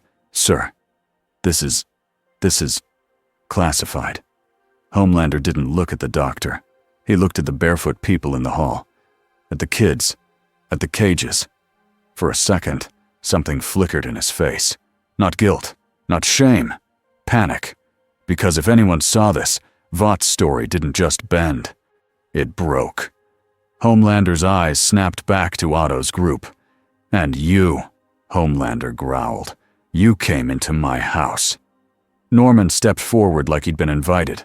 "Hi," he said brightly. "Lovely basement. Very honest." Homelander moved. Not a slow float. A violent blur. He grabbed Norman by the chest and slammed him into the wall hard enough to crack concrete. Norman coughed, then laughed right into Homelander's face. "Do it," Norman rasped. "Show them what you really are." Homelander's eyes flared brighter. Otto's arm struck from the side, fast, wrapping around Homelander's wrist and yanking his grip just enough to free Norman's throat. Max fired a bolt of electricity that hit Homelander's cape and surged over his body. Homelander jerked, not hurt badly, but irritated. His muscles tensed. The air around him shook. Flint's sand rose into a thick dome around the escaping prisoners, shielding them as they ran. Quentin did the one thing Otto hadn't seen him do yet. He stopped trying to look cool. He went for survival. He flooded Homelander's senses with a full illusion storm. Not one fake body, 100. Hallways that weren't there. Screams from places that didn't exist. A bright flash of the sky tear above Homelander's head, as if it had opened right now, right here. Homelander's head snapped up, eyes narrowing, confused for half a second. That half second was enough. Otto shoved the glowing core into Vulture's hands. "Go!" Otto snapped. Vulture didn't argue. He turned and sprinted down the corridor, wings folding tight to fit through the hall, carrying the core like it was a newborn bomb. Otto grabbed Flint's shoulder with a metal arm. "You too," he ordered. Flint hesitated, eyes on the kids running. He guided them with sand like a moving fence. "Go," Otto repeated, harder. Flint finally turned, sand collapsing back into his body as he ran. Max backed up, still throwing small pulses into the wiring to keep doors opening and alarms stuttering. Norman wiped blood from his lip and grinned at Homelander. "Try to keep up," he taunted. Homelander's heat vision blasted across the hall, slicing through illusions and burning real metal. Otto's arms crossed, shielding the retreat. The heat made the metal glow. Otto's jaw clenched. It hurt. It didn't stop him. He wasn't trying to win. He was trying to leave. From behind, new voices shouted, "Not Vought!" Starlight burst into a side corridor with Butcher and Huey close behind, right behind them, Frenchie and Kimiko covering the rear. Starlight froze when she saw the cages. Her breath caught. Huey's face went pale. "Oh my God," he whispered. Butcher's eyes went flat and deadly. "There it is," he said, "the truth." Starlight moved first, rushing to the nearest kid, grabbing a small hand. "Come on," she said softly. "We're getting you out." A kid stared at her, like he couldn't believe anyone would help. Barked, "Move! Everybody move!" Frenchie filmed with a shaky hand, whispering, This will burn them." Kimiko's eyes narrowed, and she sprinted toward the sound of Homelander's roar. Butcher grabbed her shoulder and yanked her back. "Not yet," he growled. "Not unless you want to die." Kimiko glared, furious. But she stayed, because the air itself felt dangerous now. Homelander's roar echoed again, closer, angrier. Starlight looked toward it, fear and rage mixing in her eyes. Huey's voice shook. "He's here!" Butcher's answer was simple. "Then we go now." They ran, guiding people through halls, through doors Vulture had already cracked, through an exit that opened into cold night. Outside, snow fell quietly, like the world was pretending nothing happened. Behind them, the facility lights flickered and died as Max dumped one final surge into the grid. A deep hum rose, like something waking up. Otto, sprinting through the dark, felt it in his bones. The anomaly machine had reacted, not fully, but enough to remind the universe it had a scar. In the distance, a faint white-blue shimmer flickered in the sky above the trees. Just for a heartbeat. Like an eye-opening. Vulture reached the getaway van first and threw the glowing core inside like it was radioactive. Norman climbed in after him, laughing breathlessly. Max slid in, sparks dancing off his shoulders. Flint stumbled in last, eyes wide, still hearing the kids' feet behind him. Quentin jumped in, helmet pressed tight, breathing hard. Otto slammed the door. The van tore off into the snow. Behind them, Homelander shot out of the facility like a missile, hovering above the tree line. His eyes scanned the night. He could hear engines. He could hear heartbeats. He could hear fear. But Quentin's noise tricks still echoed in his senses, and the storm inside him made him sloppy. That made him angrier. He screamed, a raw sound that wasn't meant for cameras. And deep in the woods, a group of barefoot kids ran through snow, guided by Starlight's glow and MM's steady voice, while Huey held a phone up with shaking hands, recording proof that Vought could not easily erase. Butcher looked back once at the distant lights of the facility. His face didn't soften, but his eyes burned brighter. "Let's see you spin that," he muttered. Far above, the sky shimmered once more, so faint most people would never notice. Otto stared at that shimmer through the van's rear window. His fingers tightened around the edge of the seat, because now he had the core. He had the math. He had the door. And the universe, it seemed, was already leaning closer to listen. The next week felt like the city was holding its breath. On the surface, New York looked normal again. The plaza was repaired. The holiday banners went back up. Vought ran ads that said everything was safe. But the internet did not forget. A shaky video of barefoot kids running through snow spread in quiet corners first. Then it spread louder. People argued about it on live streams and in comment sections. Vought called it a fake. They said it was edited. They said it was enemy propaganda. Stan Edgar's people pushed a new phrase hard: deepfake. It worked on a lot of people. It always did. But it didn't work on everyone. Huey sat in the safe house and watched his own footage on repeat. His hand still shook when he heard Homelander's roar in the background. He had recorded it twice now. Twice he had seen things the world wasn't supposed to see. He should have felt proud. He mostly felt sick. "You did good," Starlight told him, soft. Huey didn't look up. "Did I?" he asked. "Because they're still smiling on TV." Starlight's face tightened. "They're scared," she said. "That's why they're smiling harder." Butcher leaned against the wall nearby, arms crossed, watching the news like it was a target. "They'll bury it," he said. "They always bury it." Huey's voice rose. "So what was the point?"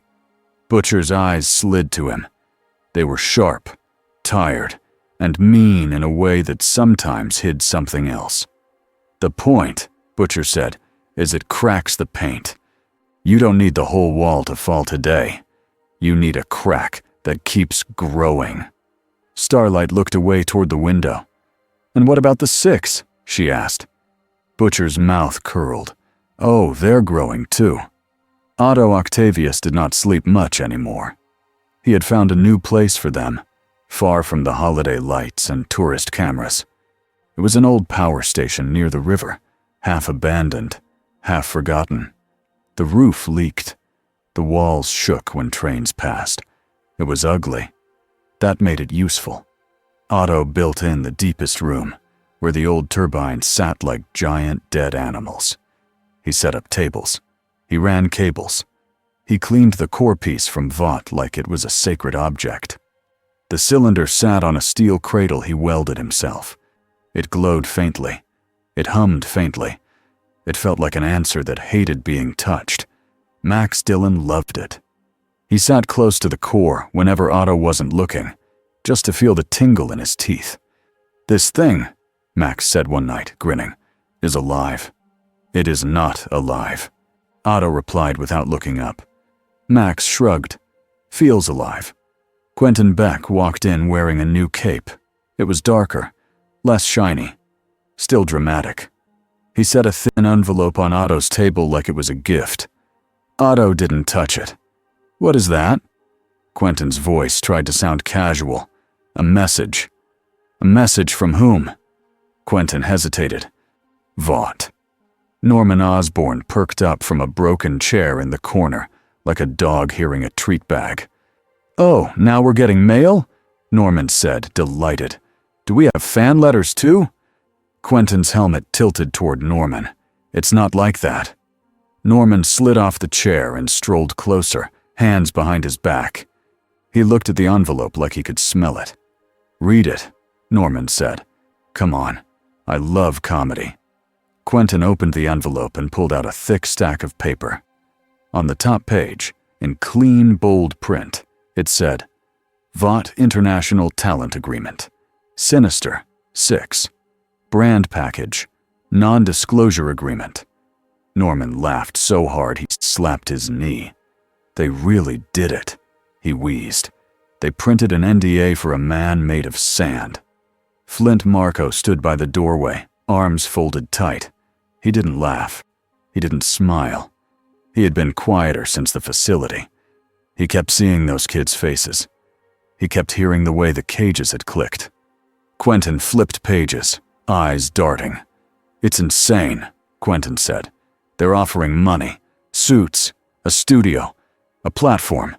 They want me to... Otto's metal arm snapped out and pinned the contract stack to the table so hard it made the metal ring. No, Otto said. Quentin froze. Otto.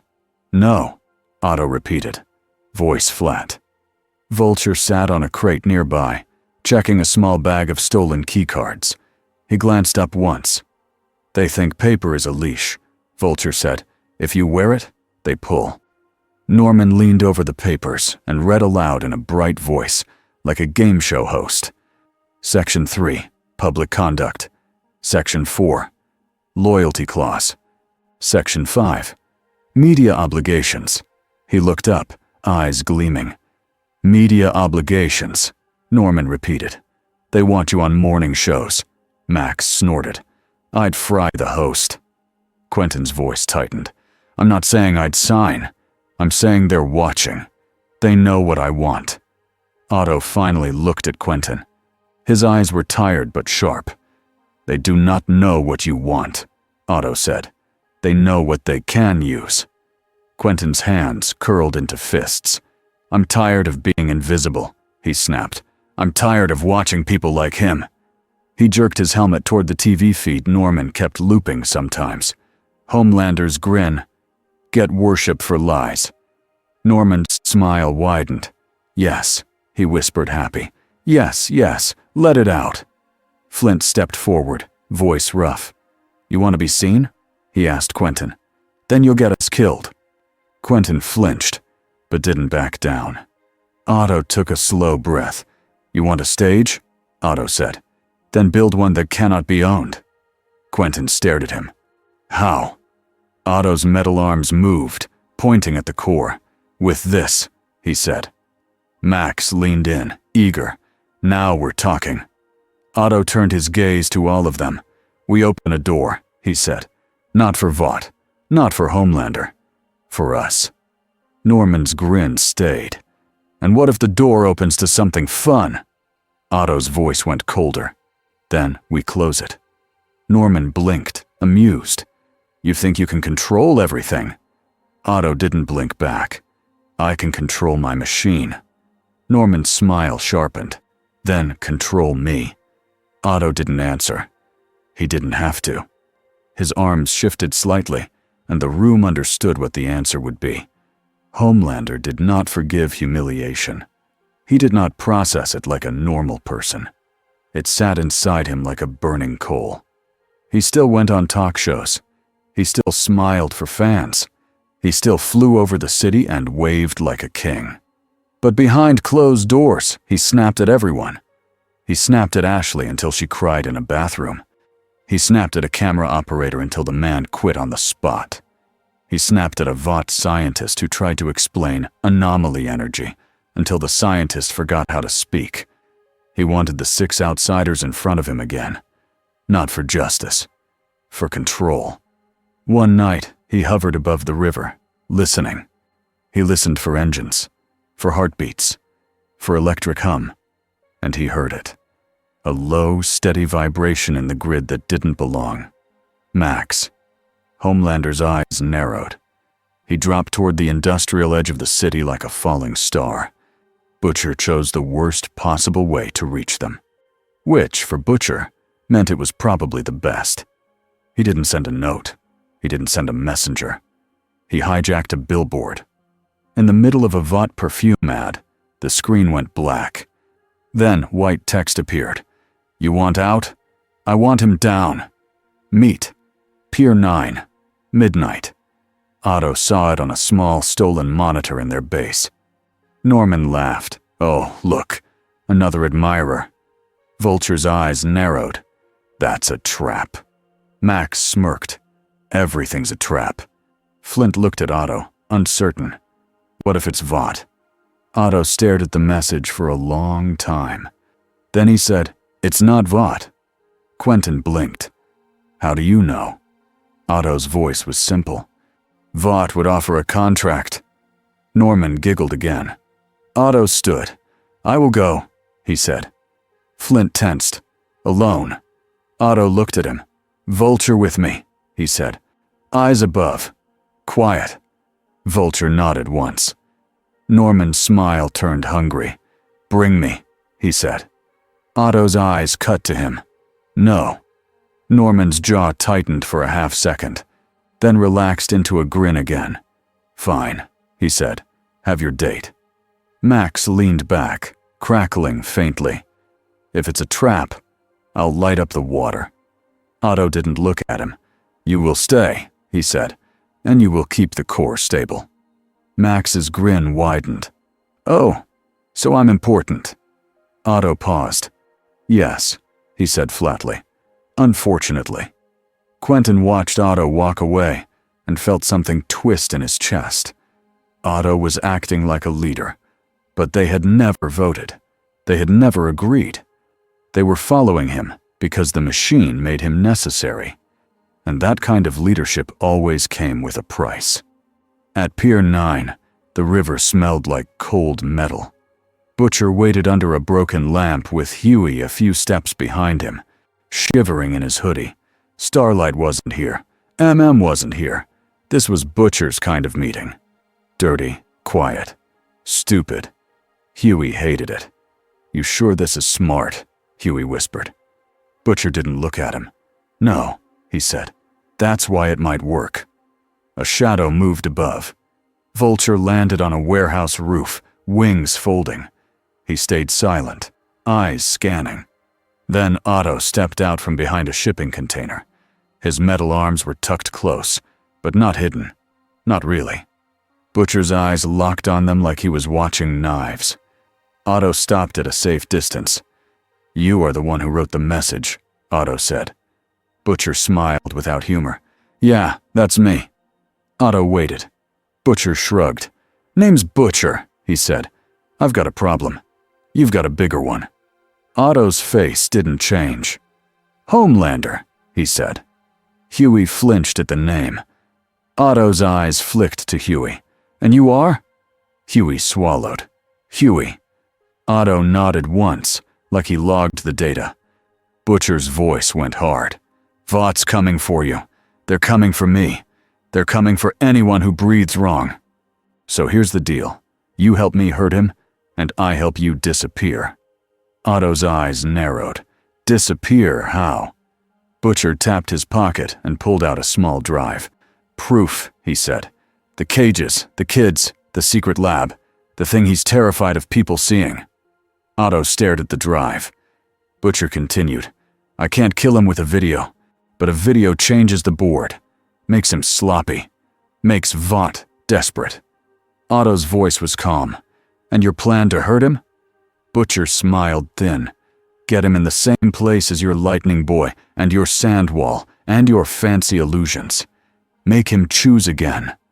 Cameras or blood. Otto didn't blink. He will choose blood, Otto said. Butcher shrugged. Not if the world's watching. Otto's arms shifted slightly. You believe cameras restrain him, Otto said. I have seen cameras restrain him, but I have also seen what he becomes without them. Huey's voice came out small. Then why fight him at all? Otto looked at Huey like the question was honest. Because he will not stop, Otto said. Because he believes this world belongs to him. Butcher pointed at Otto. And you don't? Otto's gaze sharpened. No, he said. I believe reality belongs to physics, and I'm tired of being trapped by accidents. Butcher's smile widened a fraction. So you're in, Otto didn't answer yet. He looked past them, toward the river. A faint shimmer flickered above the water for a heartbeat, like the air remembering the tear in the sky. Otto's jaw tightened. "I will not be your weapon," Otto said finally, "and you will not touch my machine." Butcher scoffed. "Your machine is a bomb." Otto's voice dropped colder. "It is a door, and I am the one holding the handle." Butcher held Otto's gaze, then nodded once, like he could accept that for now. "Fine," Butcher said. "Then here's information.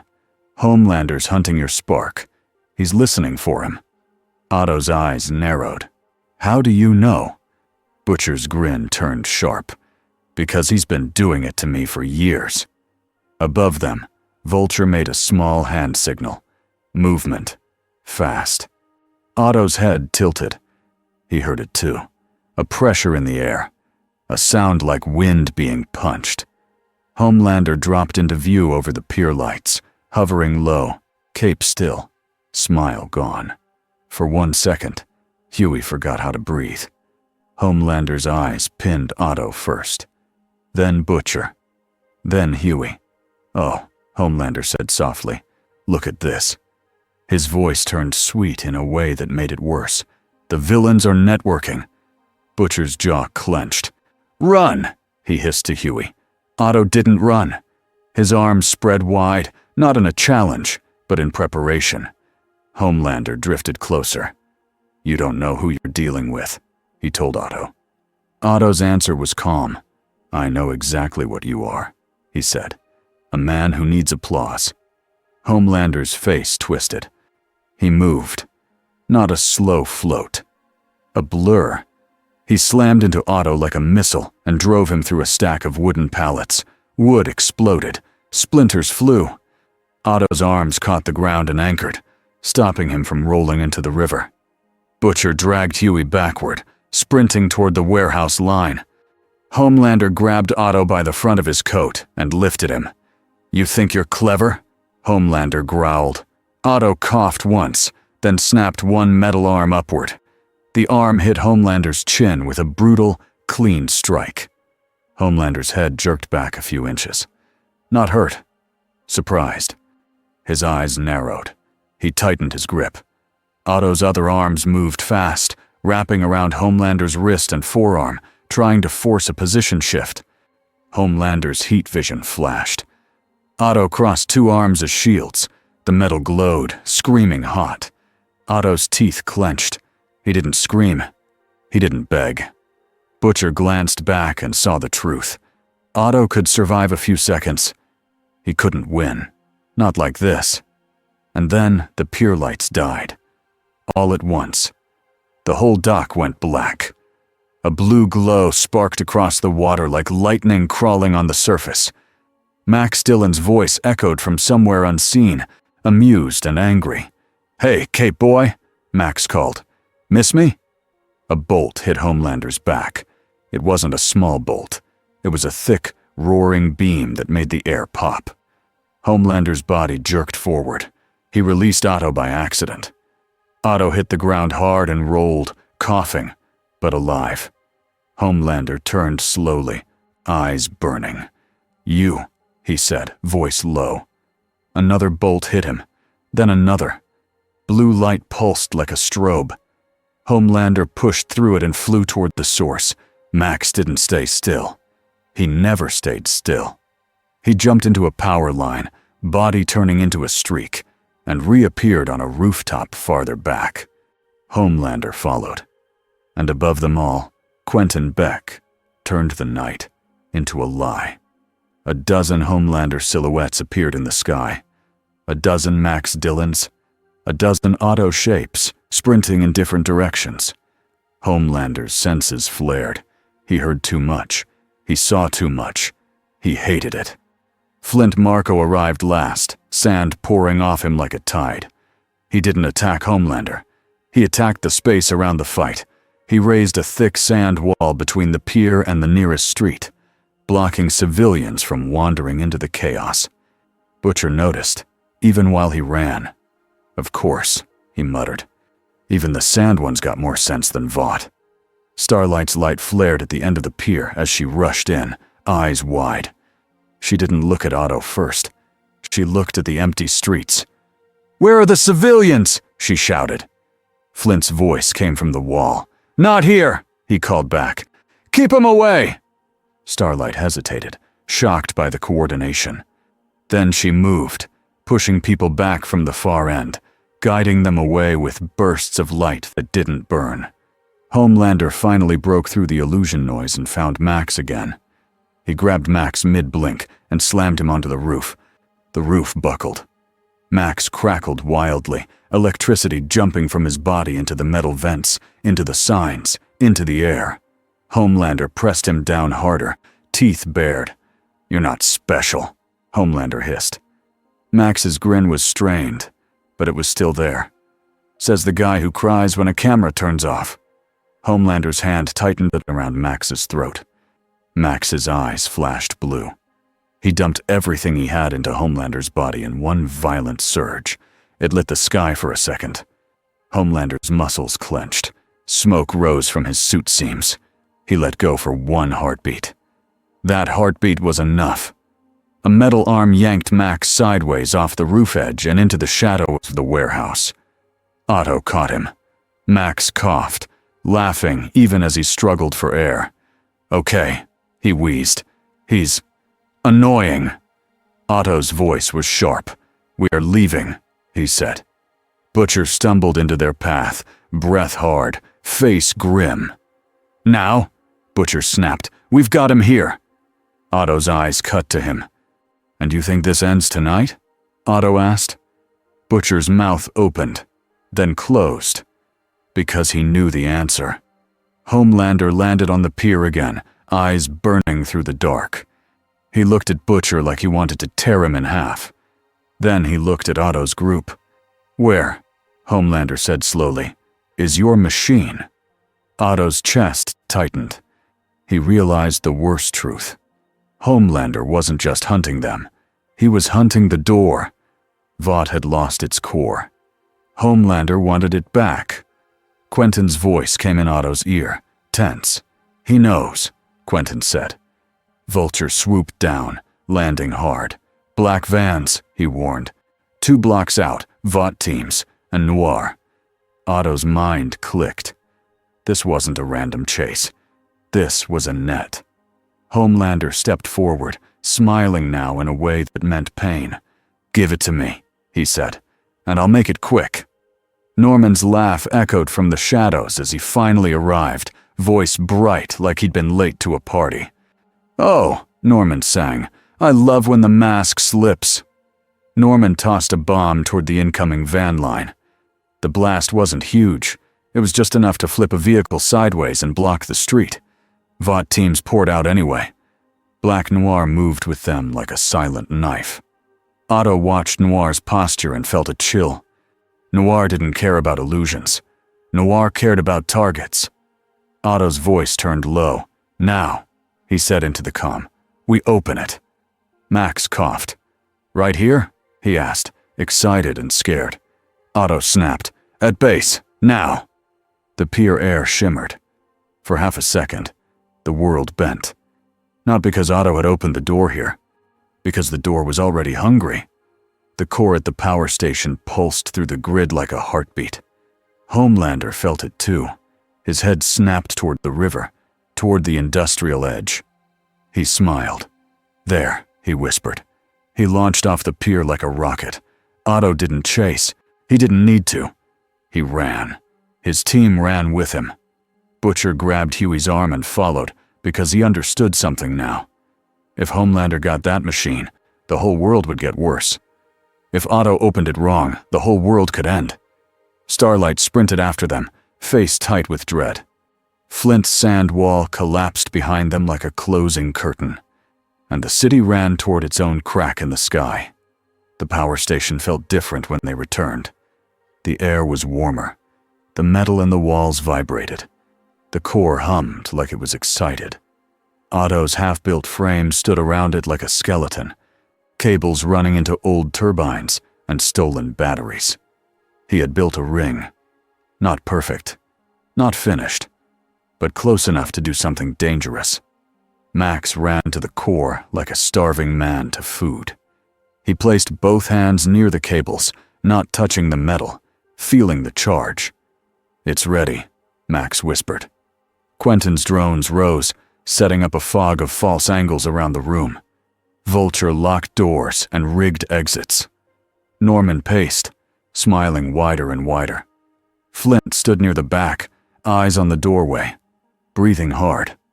Butcher stormed in behind them, face dark. "This is insane," he snarled. Otto didn't look at him. "Yes," he said, "that is why it might work." Starlight stepped in, eyes snapping to the machine. "Otto," she said, voice tense, "you don't know what that will open." Otto finally looked at her. "You came," he said. Starlight's jaw clenched. "I'm not letting you turn this city into a hole in reality." Otto's voice stayed calm. "Then stop Homelander from taking it," he said. Starlight froze, because she knew she couldn't. The roof shook. A shadow pressed down on the building. Homelander landed on top like a god arriving at a temple. The metal groaned. Everyone went still for one breath. Then Homelander dropped through the ceiling in a shower of dust and bent beams, landing in the main room with a smile that didn't belong on a human face. "There it is," he said softly. Behind him, Black Noir slipped in through a side opening like a dark thought. VOT teams flooded outside, boots pounding, guns ready. Otto's arms spread. Max's eyes lit up. Quentin's drones whined. Norman giggled. Flint's sand started to rise. Starlight's hands glowed. Butcher raised his gun, even though he knew it was useless. Homelander took one slow step forward. "Hand it over," he said. "Now." Otto didn't move. He just said, "No." Homelander's smile twitched. He shot forward. Otto's arms met him, not to overpower, but to redirect. They wrapped around Homelander's limbs and yanked him a foot offline, just enough to keep him away from the core for 1 second. Max fired a thick beam of electricity into Homelander's side. Homelander's body tightened. Smoke rose. He snarled. He didn't fall. He didn't even truly slow. He grabbed one of Otto's arms and ripped it off the harness with brute force. Metal screamed. Otto's face tightened with pain, but he didn't break focus. Quentin flooded the room with illusions of the core, moving, sliding, changing places. Homelander's eyes snapped from one fake glow to another. Noir didn't react to the fakes. Noir went straight at Otto.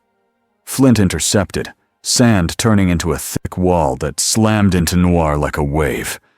Noir cut through it with a blade, but sand reformed. Flint's voice came out strained. "Not you," he growled. "Not tonight."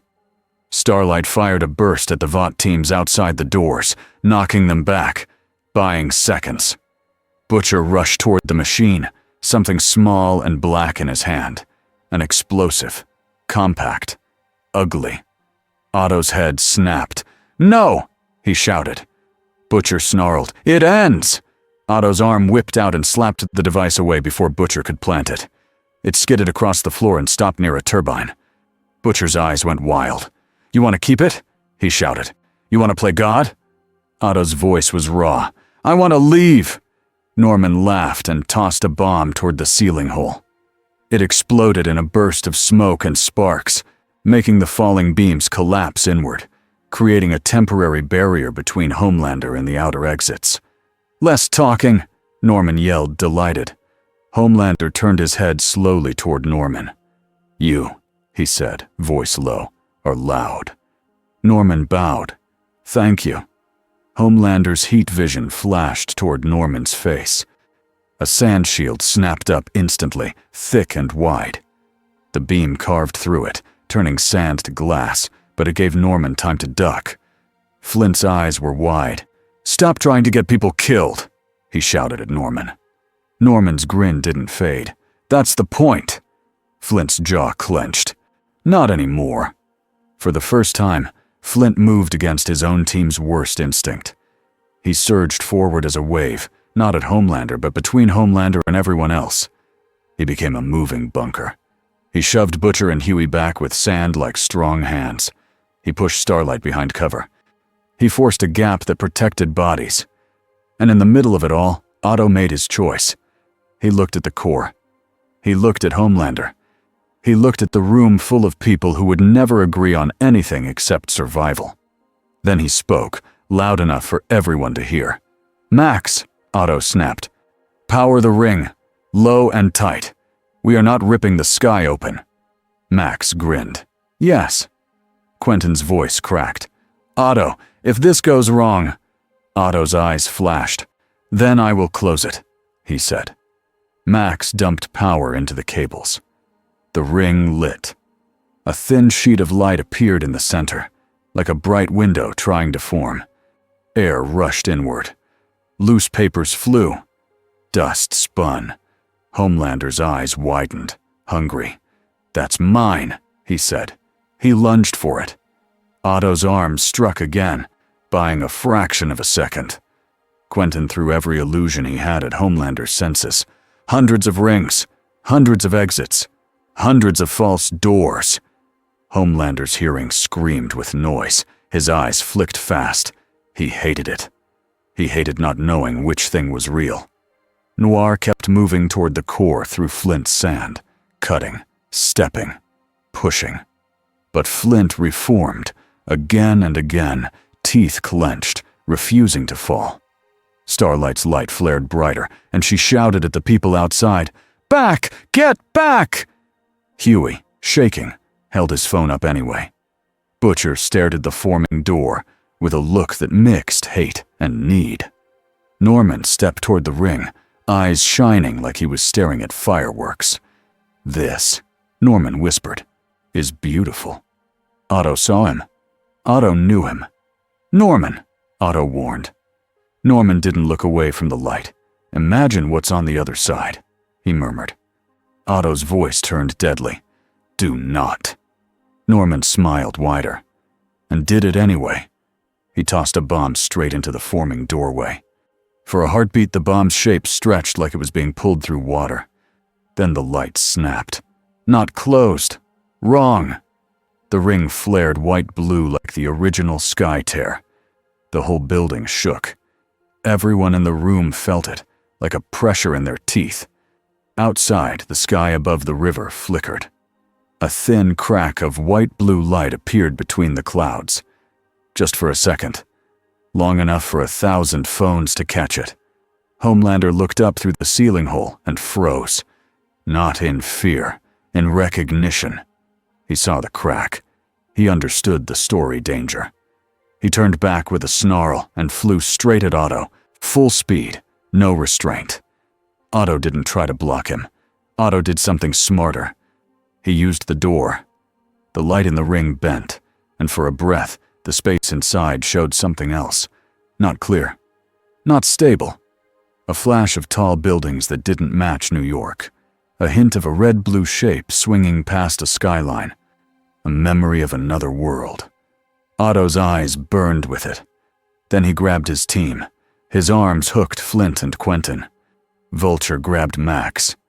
Norman laughed and dove on purpose. Otto stepped into the light with them. Homelander lunged after, reaching, and Otto snapped 2 arms down like scissors, cutting the power feed in the exact moment needed. The ring collapsed. The light folded inward and vanished like it had never been there. The shockwave threw everyone back. Homelander slammed into the turbine wall hard enough to dent it.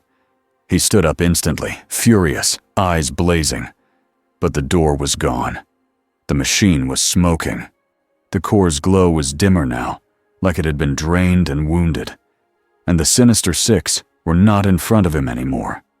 Not dead. Not captured. Just gone. Quentin's last drones flickered and died, leaving the room finally, painfully real. Starlight coughed, blinking dust from her eyes. Butcher stared at the broken ring frame with a hollow look. Huey lowered his phone, shaking.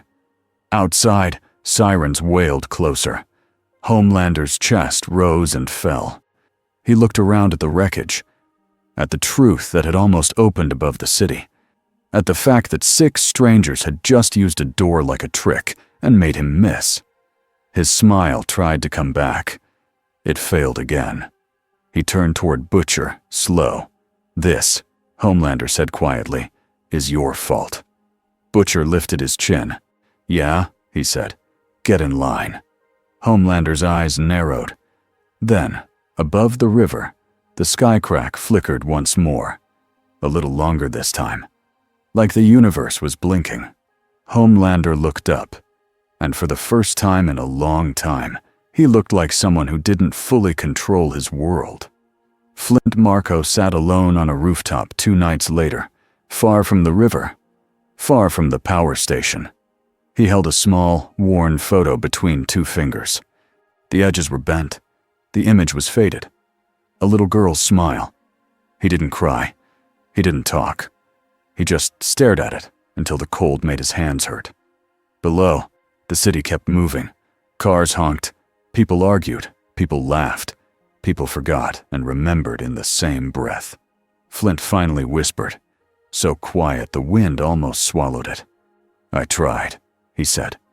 Behind him, sand shifted softly, like it agreed. Far across town, Otto stood in a dark room with a new setup. Not the old power station. That place was burned now. 2 watched. This room was smaller, cleaner, hidden. The core sat in a new cradle, wrapped in thick metal braces. Otto had reinforced it like he was building a cage around a wild animal. He watched the readings on a small screen. Pulse. Pause. Pulse. Like a heartbeat. Otto's face was calm, but his eyes were tired. Quentin stood nearby, helmet off, hair damp with sweat. On a laptop beside him, a video played on loop. A glowing figure. A fake hero. A dramatic rescue clip Quentin had staged earlier. It was trending. People argued in the comments. Some called him a villain. Some called him a hero. Some begged him to join the 7. Quentin stared at the numbers and felt his chest tighten. He got what he wanted, and it didn't feel clean. Vulture walked in carrying a bag of stolen parts, dropped it quietly, then said, "They're posting flyers." Otto didn't look up. "Flyers," he repeated. Vulture nodded. "Drones drop them. Rewards. Hotlines. And—" He paused, eyes narrowing. "Contracts." Quentin let out a short, bitter laugh. Of course. Norman Osborn lay across a couch like he was in a hotel suite, hands behind his head, smiling at the ceiling. "I love this world," Norman said. "It keeps begging to be lied to." Otto's metal arms shifted, restless. "Your bomb destabilized the ring," Otto said. Norman's smile didn't fade, and it was beautiful. Otto's eyes turned colder. "Next time," Otto said, "you do not throw anything into my machine." Norman's grin sharpened. "Next time," he repeated, pleased. "So there will be a next time." Otto didn't answer, because the truth was, the sky had answered for him. On the other side of the city, in the safe house, Huey watched the news with Starlight and MMM. The anchor spoke fast, smiling too hard. An industrial accident caused temporary power disruptions near the river. Huey snorted. "Industrial accident." Starlight's hands clenched. "They're covering it," she whispered. MM's voice was low. "Of course they are." Butcher sat in a chair with his feet up, watching like he was memorizing every lie. "They didn't catch the 6, Huey said. "They didn't catch anyone." Butcher's mouth curled. "No," he said. "They didn't." Huey looked at him. "So what now?" Butcher's eyes stayed on the screen. "Now," he said, "we live in a world where Vought's got a crack in its story, and 6 maniacs have a crack in the sky." Starlight swallowed. "And Homelander?" Butcher's smile was thin. "He's scared," he said. "Not of us. Not yet." Huey's voice dropped. "Then of what?" Butcher finally looked away from the TV, toward the dark window, toward the city that pretended to be safe. of not being the biggest thing anymore, he said. Outside, high above the buildings, the clouds shifted. And in the space where the world had once torn open, a faint white-blue line flickered again. Not long, just long enough, like a warning, like a promise. Life in the city kept going, but it went differently now.